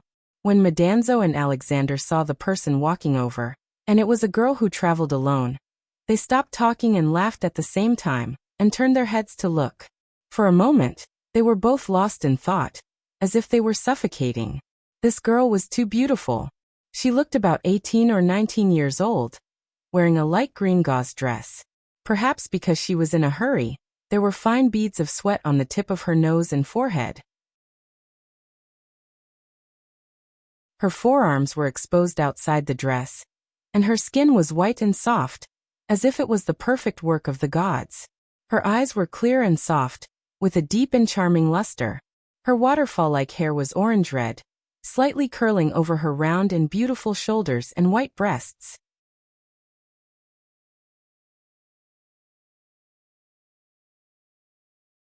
Chapter 325. The girl was hurrying through the mountains when she saw 2 men staring at her foolishly in the wilderness. With a wary look on her face, she put down the bag on her shoulder and stood still. She asked in a crisp voice, "Who are you?" Oh my God! Her voice was so beautiful that even the soul resonated beautifully when it entered the ears. Her whole body felt strangely soft. The way she unwrapped her bag, the way she spoke, and the way she looked at him were all so lovely. Alessandra was still in a daze, but Madanzo reacted. He coughed lightly and said, "Girl, don't be afraid. We are not bad people, we are just passing by. You are a young girl. Why would you come to this wilderness alone?" The girl saw that the 2 men in front of her were not fierce, and they were both young and handsome. Madanzo also spoke very kindly, so she replied, "I come from the city of Cyprus, and have prayed in the temple of Aphrodite for an oracle. Where can I find the hero in my heart? The voice of the gods told me that I should go to Macedonia. The kingdom of Macedonia is about to unify the Heaton Peninsula, and it will also be the place where the heroes of the world will gather." Madanzo frowned slightly and asked again, "I want to ask, why would you go to such a desolate wilderness alone? It is not peaceful here, and there have been attacks on the Macedonian diplomatic mission. For a beautiful girl like you, it is too dangerous." The girl suddenly smiled, reached out her hand, and took out a gleaming dagger from her bag. With a faint gleam of the sword, she waved it a few times. Her expression seemed to be showing off and warning. She slightly raised the corner of her mouth and said, "I am not afraid, I can protect myself." Madanzo was shocked again. Such a beautiful girl turned out to be a 5th-level warrior. Ordinary thieves were indeed no match for her. Even if she were to kill 8 or 10 strong men, it would not be a problem. No wonder she dared to go alone on the mountain roads. The girl's skills also explained why she went to find the hero in her heart. It was quite rare for a woman to practice martial arts to this level, and she was such a beautiful girl. There must be many suitors around her. She should also yearn for legendary heroes. Madanzo had been spying on the girl with detection magic as he spoke, but he did not find anything unusual. She was a standard 5th-level warrior. When the lady brandished her sword, there was a hint of heroism in her flirtatiousness. There was also a hint of gentleness in her forcefulness. Madanzo felt his heart tremble. She was simply too beautiful. Her charm was indescribable. Great. We are going to Macedonia as well, so we can go together. What's your name, girl? Alexander finally recovered from his shock and asked with a silly look on his face. My name is Helen, what about you? Alexander. Metatro. Both of them answered almost at the same time. I'm Helen. I'm Helen.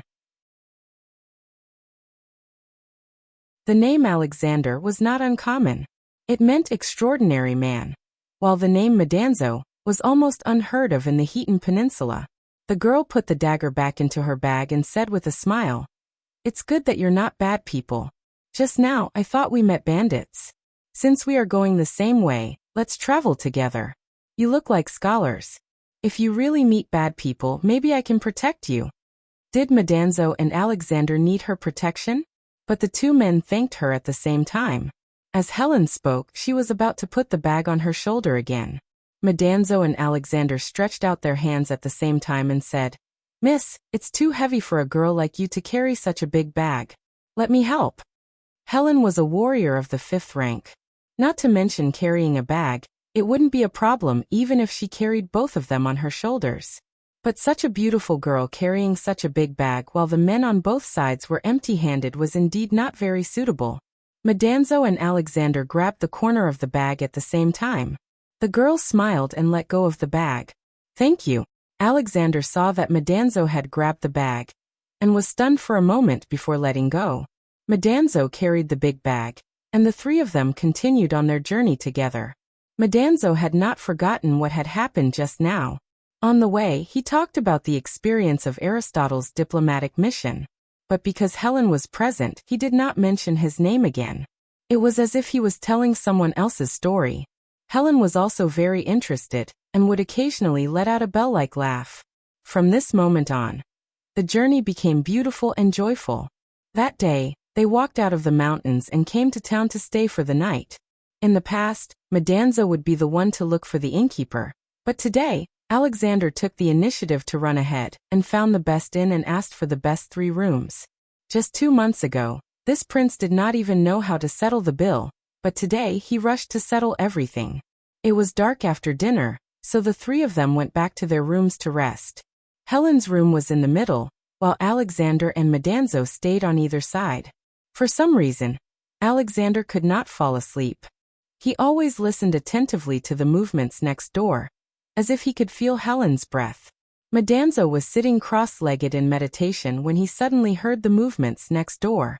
Helen quietly walked out of the door and went downstairs. It's so late. What is she doing? Her movements were very quiet. Alessandra did not have the power to awaken his bloodline. He was not a warrior, let alone a mage. He could not hear her. But Metatro could hear her very clearly. Not long after, Helen went upstairs again. She seemed to be carrying something in her hand. Listening to her footsteps, she actually came to Madanzo's room. Faint light shone through the crack in the door. Madanzo quickly got out of bed. At this moment, he heard a soft knock on the door. He opened the door and saw Helen carrying a plate and a lamp. She said shyly in a low voice, "You almost didn't eat anything tonight. You must be hungry. I've come to bring you something to eat." This girl was very attentive. Madanzo did not eat much during dinner. He had been telling stories with a smile on his face. Both Helen and Alexander were very happy listening to him. However, Helen noticed this detail. Sending delicacies to her room at night was really a warm and caring gesture. The next day, they continued on their journey, leaving the city of Medulla and entering the city of Olympios. Along the way, it was Medanzo who explained all kinds of things to Alexander. But today, Alexander was very lively and cheerful. He took the initiative to tell stories, introducing the Kingdom of Macedonia's military exercises and various anecdotes about the war. This was originally a man's topic, but as a fifth-level warrior, Helen was also very interested in it.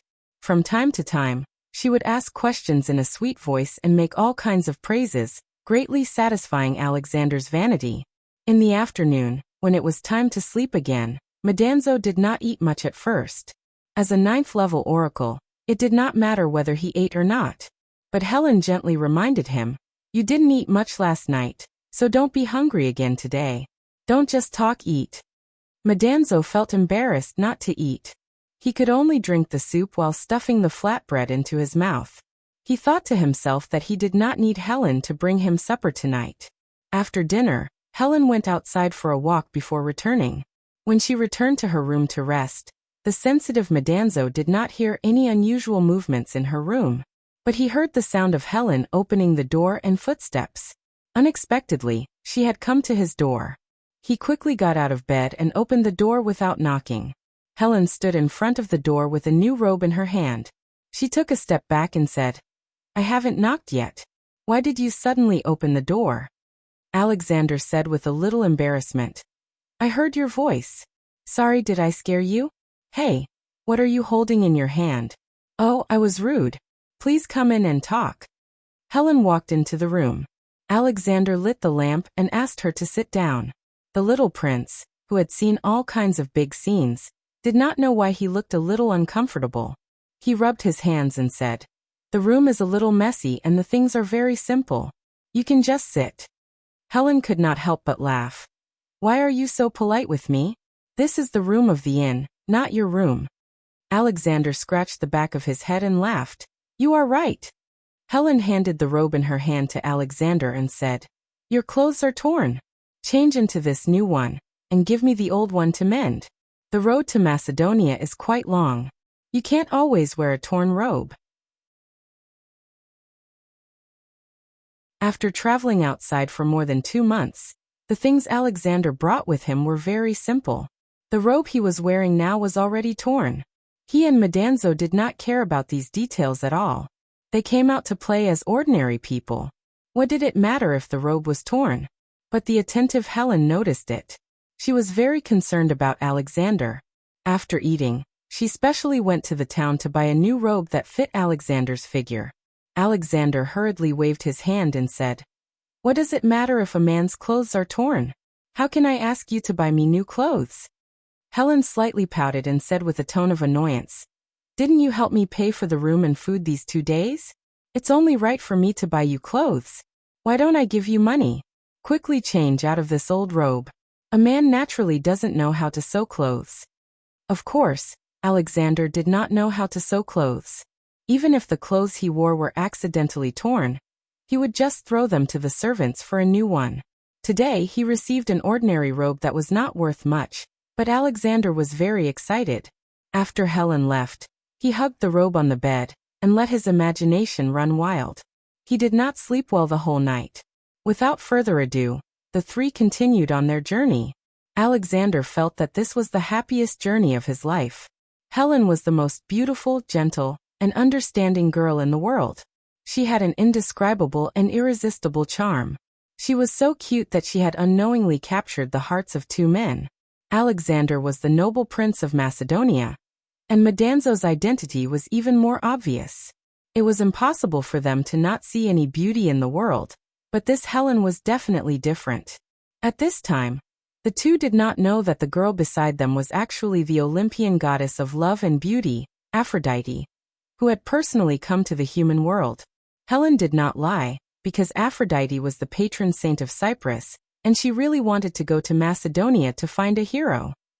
After leaving Olympus, they would reach the border of the Kingdom of Macedonia if they continued north. Olympus currently belonged to the Eurone League, and was in a state of war with the Kingdom of Macedonia. The road to the border was sealed. Today they were not far from the border. Helen took the initiative and said, "There is a military blockade in front of us. They are in a state of war. We cannot go through." Metatro asked with great interest, "Helen, do you have any ideas for the heroine who has been protecting us all the way?" Helen replied, "We'll take a detour through the remote mountains, avoid the checkpoint, and directly enter Macedonia. I heard that there are monsters in the mountains, but you don't have to be afraid. I will protect you." Alexander and Medanzo looked at each other and nodded at the same time. "Good idea. Thank you so much. Otherwise, we would not know what to do." The three of them left the main road and entered the mountainous area. They walked on a rugged and winding path, and headed into the dense forest where few people tread. Accompanying such a girl on an adventure was a joy in life. Anyway, it did not delay their journey. Alexander and Medanzo were also happy to do so. The mountains in this area were connected to a large mountain range in the eastern part of Macedonia that went deep into the kingdom of Turkey. It was said that there would occasionally be monsters, but it was not far from the edge of the mountain range. There were no overly fierce beasts. A level 5 swordsman would be able to deal with them. The two men also wanted to see Helen's heroic posture when she drew her sword and fought the beasts. It must be more moving than the most beautiful song and dance in the world. They even hoped that a monster would really appear. What they wanted really came true. At noon, the three of them fetched water from a stream in the mountains and started a fire for a picnic. Alexander did not know how to cook, and Medanzo enjoyed watching Helen cook with her delicate hands. At this moment, a deep roar suddenly came from the forest. Even the ground under their feet trembled slightly. Helen jumped up, threw down the food in her hand, grabbed her bag, and pulled out her dagger. She said in a low voice, "Stay by the fire and don't leave. If there are monsters, I will deal with them." After saying this, she brandished her dagger and rushed into the forest. The dagger glowed and slashed forward. The sound of metal colliding could be heard as Helen's dagger slashed into a sharp horn that stretched out from the bushes. The sharp horn swung upwards with all its might, and a huge force sent Helen flying. The dagger also flew out of her hand. Helen tried her best to control her body in the air, and landed next to the stream. She could not stand steadily and fell backwards, but a pair of arms caught her firmly. She fell into Alexander's embrace. The monster in the forest was obviously angered by Helen's attack. Trees as thick as the mouth of a bull were uprooted and sent flying in all directions. It roared and wanted to rush over. However, Medanzo had already pulled out the key of destiny and rushed over. The golden light flashed and forced it back step by step.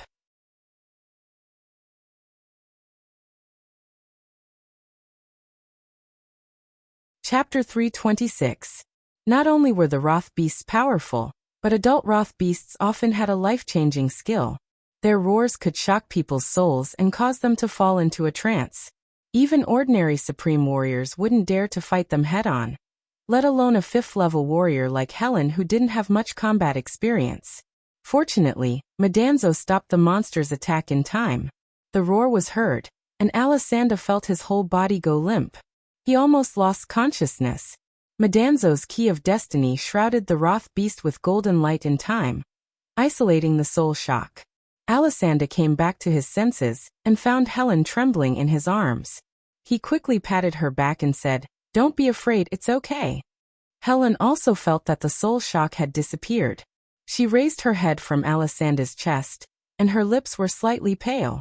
She couldn't help but turn her head to look at the battle situation over there, and then she exclaimed, "Oh my God, you guys are such powerful warriors."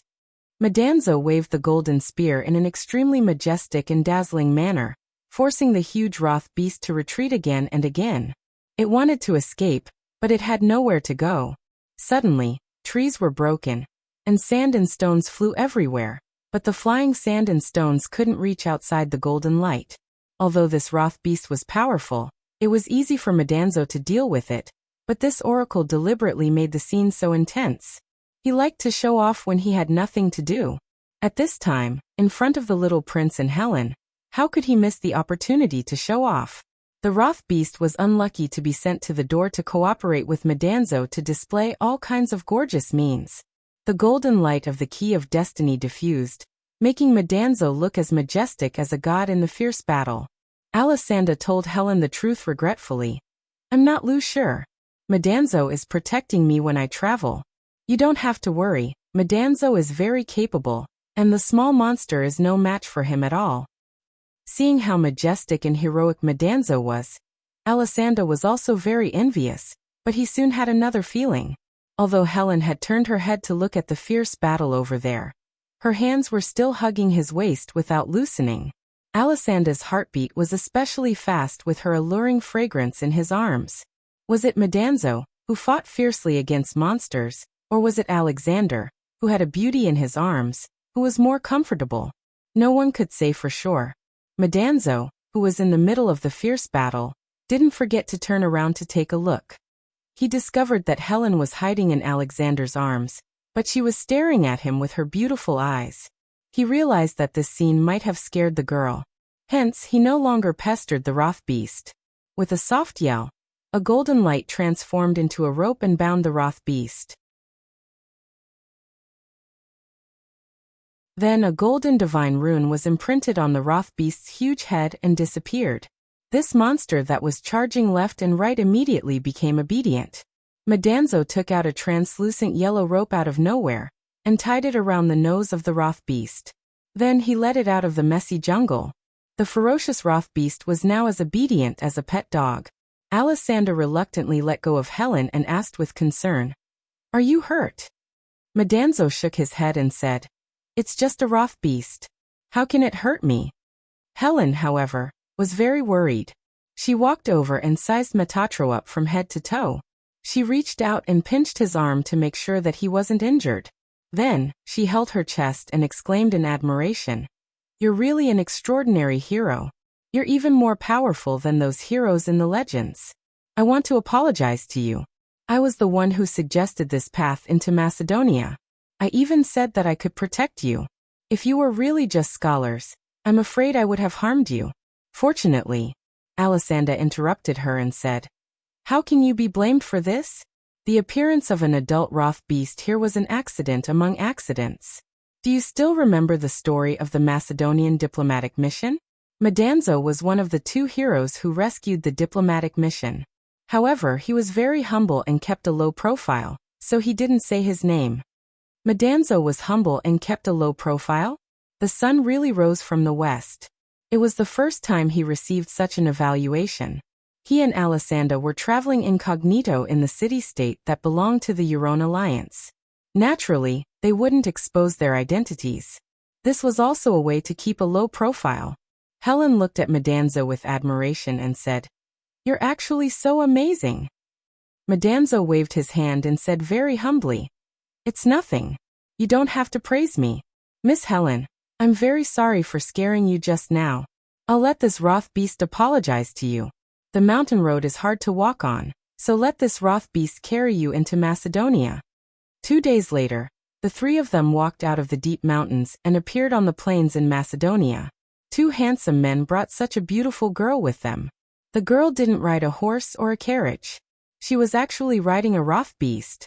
Although Madanzo didn't say a word while riding the wrath beast, he still looked majestic. It was impossible for him to keep a low profile even if he wanted to. The appearance of these people soon alerted the local garrison and local officials. A patrolling army quickly came over. Helen saw them from afar and said worriedly, "How should we explain if we are questioned by the patrolling army?" Alessandra smiled and said, "You don't have to explain anything. Just sit properly." As soon as the soldiers who rushed over saw the three of them, they heard an order from the leading officer. Everyone got off their horses and knelt down to salute. Helen only knew that Alessandra was the Prince of Macedonia after the officer saluted and greeted. She quickly jumped off the wrath beast and bowed to Alessandra. "Your Highness, please forgive me. I didn't know your identity. I've been impolite along the way." Alessandra helped her up and said, "Miss, I'm traveling incognito. You didn't do anything impolite. On the contrary, this is the happiest journey of my life. I really don't know how to thank you. Now that you know my identity, I hope you can still be as restrained as before." Hurry up and get on the Roth beast. Let's continue our journey. Since he had been recognized and brought along such an eye-catching beauty and beast, of course, Alessandra couldn't travel incognito anymore. He returned to the capital under the reception of various officials and the escort of the local garrison. There were two things that the people of Macedonia were talking about the most recently. One was that King Philip II had returned victorious and held a grand celebration ceremony. He led the people to offer sacrifices to Zeus and thank the gods for their blessings on Macedonia. The other was that Prince Alessandra returned incognito. He actually led a fierce Roth beast and brought back the most beautiful girl in the world. This also became a symbol of the gods' blessing to Macedonia. Helen could have stayed in the palace or in a post house when she came to Macedonia, but she said, "I have savings and skills. Not only can I protect myself, but I can also support myself. I'll rent a courtyard in the city of Macedonia." Alessandra didn't force her. With his help, Helen rented a good courtyard as soon as she entered the city. Alessandra also sent maids and servants to take care of her daily life. This time, Helen didn't refuse His Highness's kindness. In the following days, Madanzo still often traveled with Alessandra. When they had nothing to do, they always liked to go to Helen's place.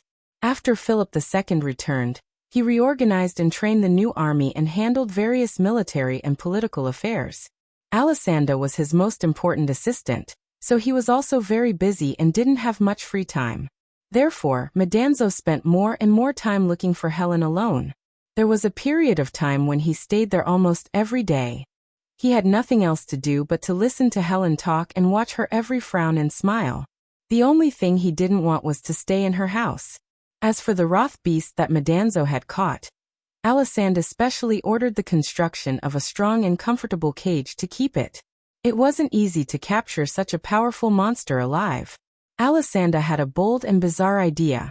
He wanted to try to tame this monster so that it could play a greater role in battle. But the Roth beast was almost impossible to tame. It was only willing to carry Helen on its back, because it was bound by Madanzo's powerful strength. Seeing that it was difficult to succeed, Alessandra found another way. He invited various supreme mages in the kingdom who were good at summoning magic in an attempt to establish a soul contract with this powerful monster, but they also didn't succeed. So Alessandra begged Madanzo again. Madanzo was itching to show off in front of Helen, so he took Helen with him to tame the Roth beast. But he tried to use summoning magic in an attempt to establish a soul contract, but he still didn't succeed. Among Amon's disciples, Cilia was the most proficient in summoning magic, and Madanzo wasn't good at it. After losing face in front of Helen once, Madanzo wasn't discouraged. He begged Amon again. Of course, Amon already knew what happened, but he didn't ask about it. He only acted when Madanzo came to beg. The result was surprising. Even Amon failed and didn't succeed in establishing a soul contract with the Roth beast. After that, Madanzo asked Amon privately, "Even with your means you can't tame that Roth beast? I've fought it before. It's not very powerful, only equivalent to an 8th level warrior." Amon explained. Using summoning magic to establish a soul contract, whether it's coercion, temptation, guidance, or persuasion, the monster has to be willing. Otherwise, even if you kill it, you won't succeed in establishing a soul contract. Madanzo was even more puzzled. A Roth beast in a cage has no reason to refuse a powerful god like you. You don't even need to coerce it. Don't forget that you're also a master of necromancy. You should know of a way to make it make a decision voluntarily. Amon shook his head. "I don't have any way. Tell Alessandra not to try anymore. No one will find a way." Madanzo was stunned. "How can this be?" Amon explained unhurriedly. "There's a special characteristic of summoning magic. The soul contract is exclusive. If a spirit beast has already established a soul contract with a master, as long as the contract is still there, no matter how powerful others are, they can't establish the same contract with it." Madanzo was taken aback. "You mean that it's actually a summoned beast under someone's control? But so many supreme mages who are good at summoning magic didn't notice it?" Amon nodded and said, "Yes, the method is very ingenious. The summoning magic of the Olympian gods is indeed extraordinary. Otherwise they wouldn't have allowed you to bring this wroth beast back to the capital. To be honest, even I didn't notice it. It was only after trying all kinds of methods and failing that I came to this conclusion. Madanzo frowned. If it's a summoned beast, then its appearance is not a coincidence. Amon looked at Madanzo with a faint smile, and said meaningfully, Beauty and the Beast, it's not a coincidence. Madanzo, don't tell me you haven't noticed the problem by now. Madanzo shrunk his head, but smiled without saying anything. Aphrodite came to the human world under the name of Helen, and lived in the city of Macedonia as an ordinary woman. Even if she was clever enough to hide from Madanzo, she probably couldn't hide from Amon's eyes. But she didn't show any malice, and everything she did was so natural, and she didn't act as a god. As a foreign god in the realm of Olympus, Amon naturally couldn't interfere. For a beautiful girl like her who was alone, she would attract many suitors no matter where she went. Even the nobles would come to her house to express their admiration or ask for her affection. But there was no such situation in Macedonia, and no one even dared to harass Helen. At that time, it was because of Alexander, who dared to offend the heir of the kingdom. So Madanzo became the only harasser. One day, Helen took her maid to the temple of Zeus to pray. She murmured to the statue of Zeus, My father, I came to Macedonia to find the hero in my heart, and I long to conquer and be conquered. But now I don't know what to do, because at the same time, there are two outstanding heroes that have moved my heart. It was not known whether Zeus heard these words, but anyway, the priest on duty in the temple heard it, and the news soon reached the ears of Alexander in the palace. It was on this day that Amon suddenly found Aristotle and said, Sir, I hope you can do me a favor. I want to see His Majesty the King. It had been almost 2 years since Amon came to Macedonia, and it was the first time that he had taken the initiative to see Philip II. Aristotle immediately went to the palace to report. Although Philip II was busy, he immediately made arrangements and summoned Amon alone that night. He wanted Amon to have dinner, a private dinner with only the two of them. It was not known what this god talked about with His Majesty the King at the private dinner, but anyway, it was not too long, and no one else, including the gods, could hear it. After dinner, Amon left the banquet hall, but he did not leave immediately.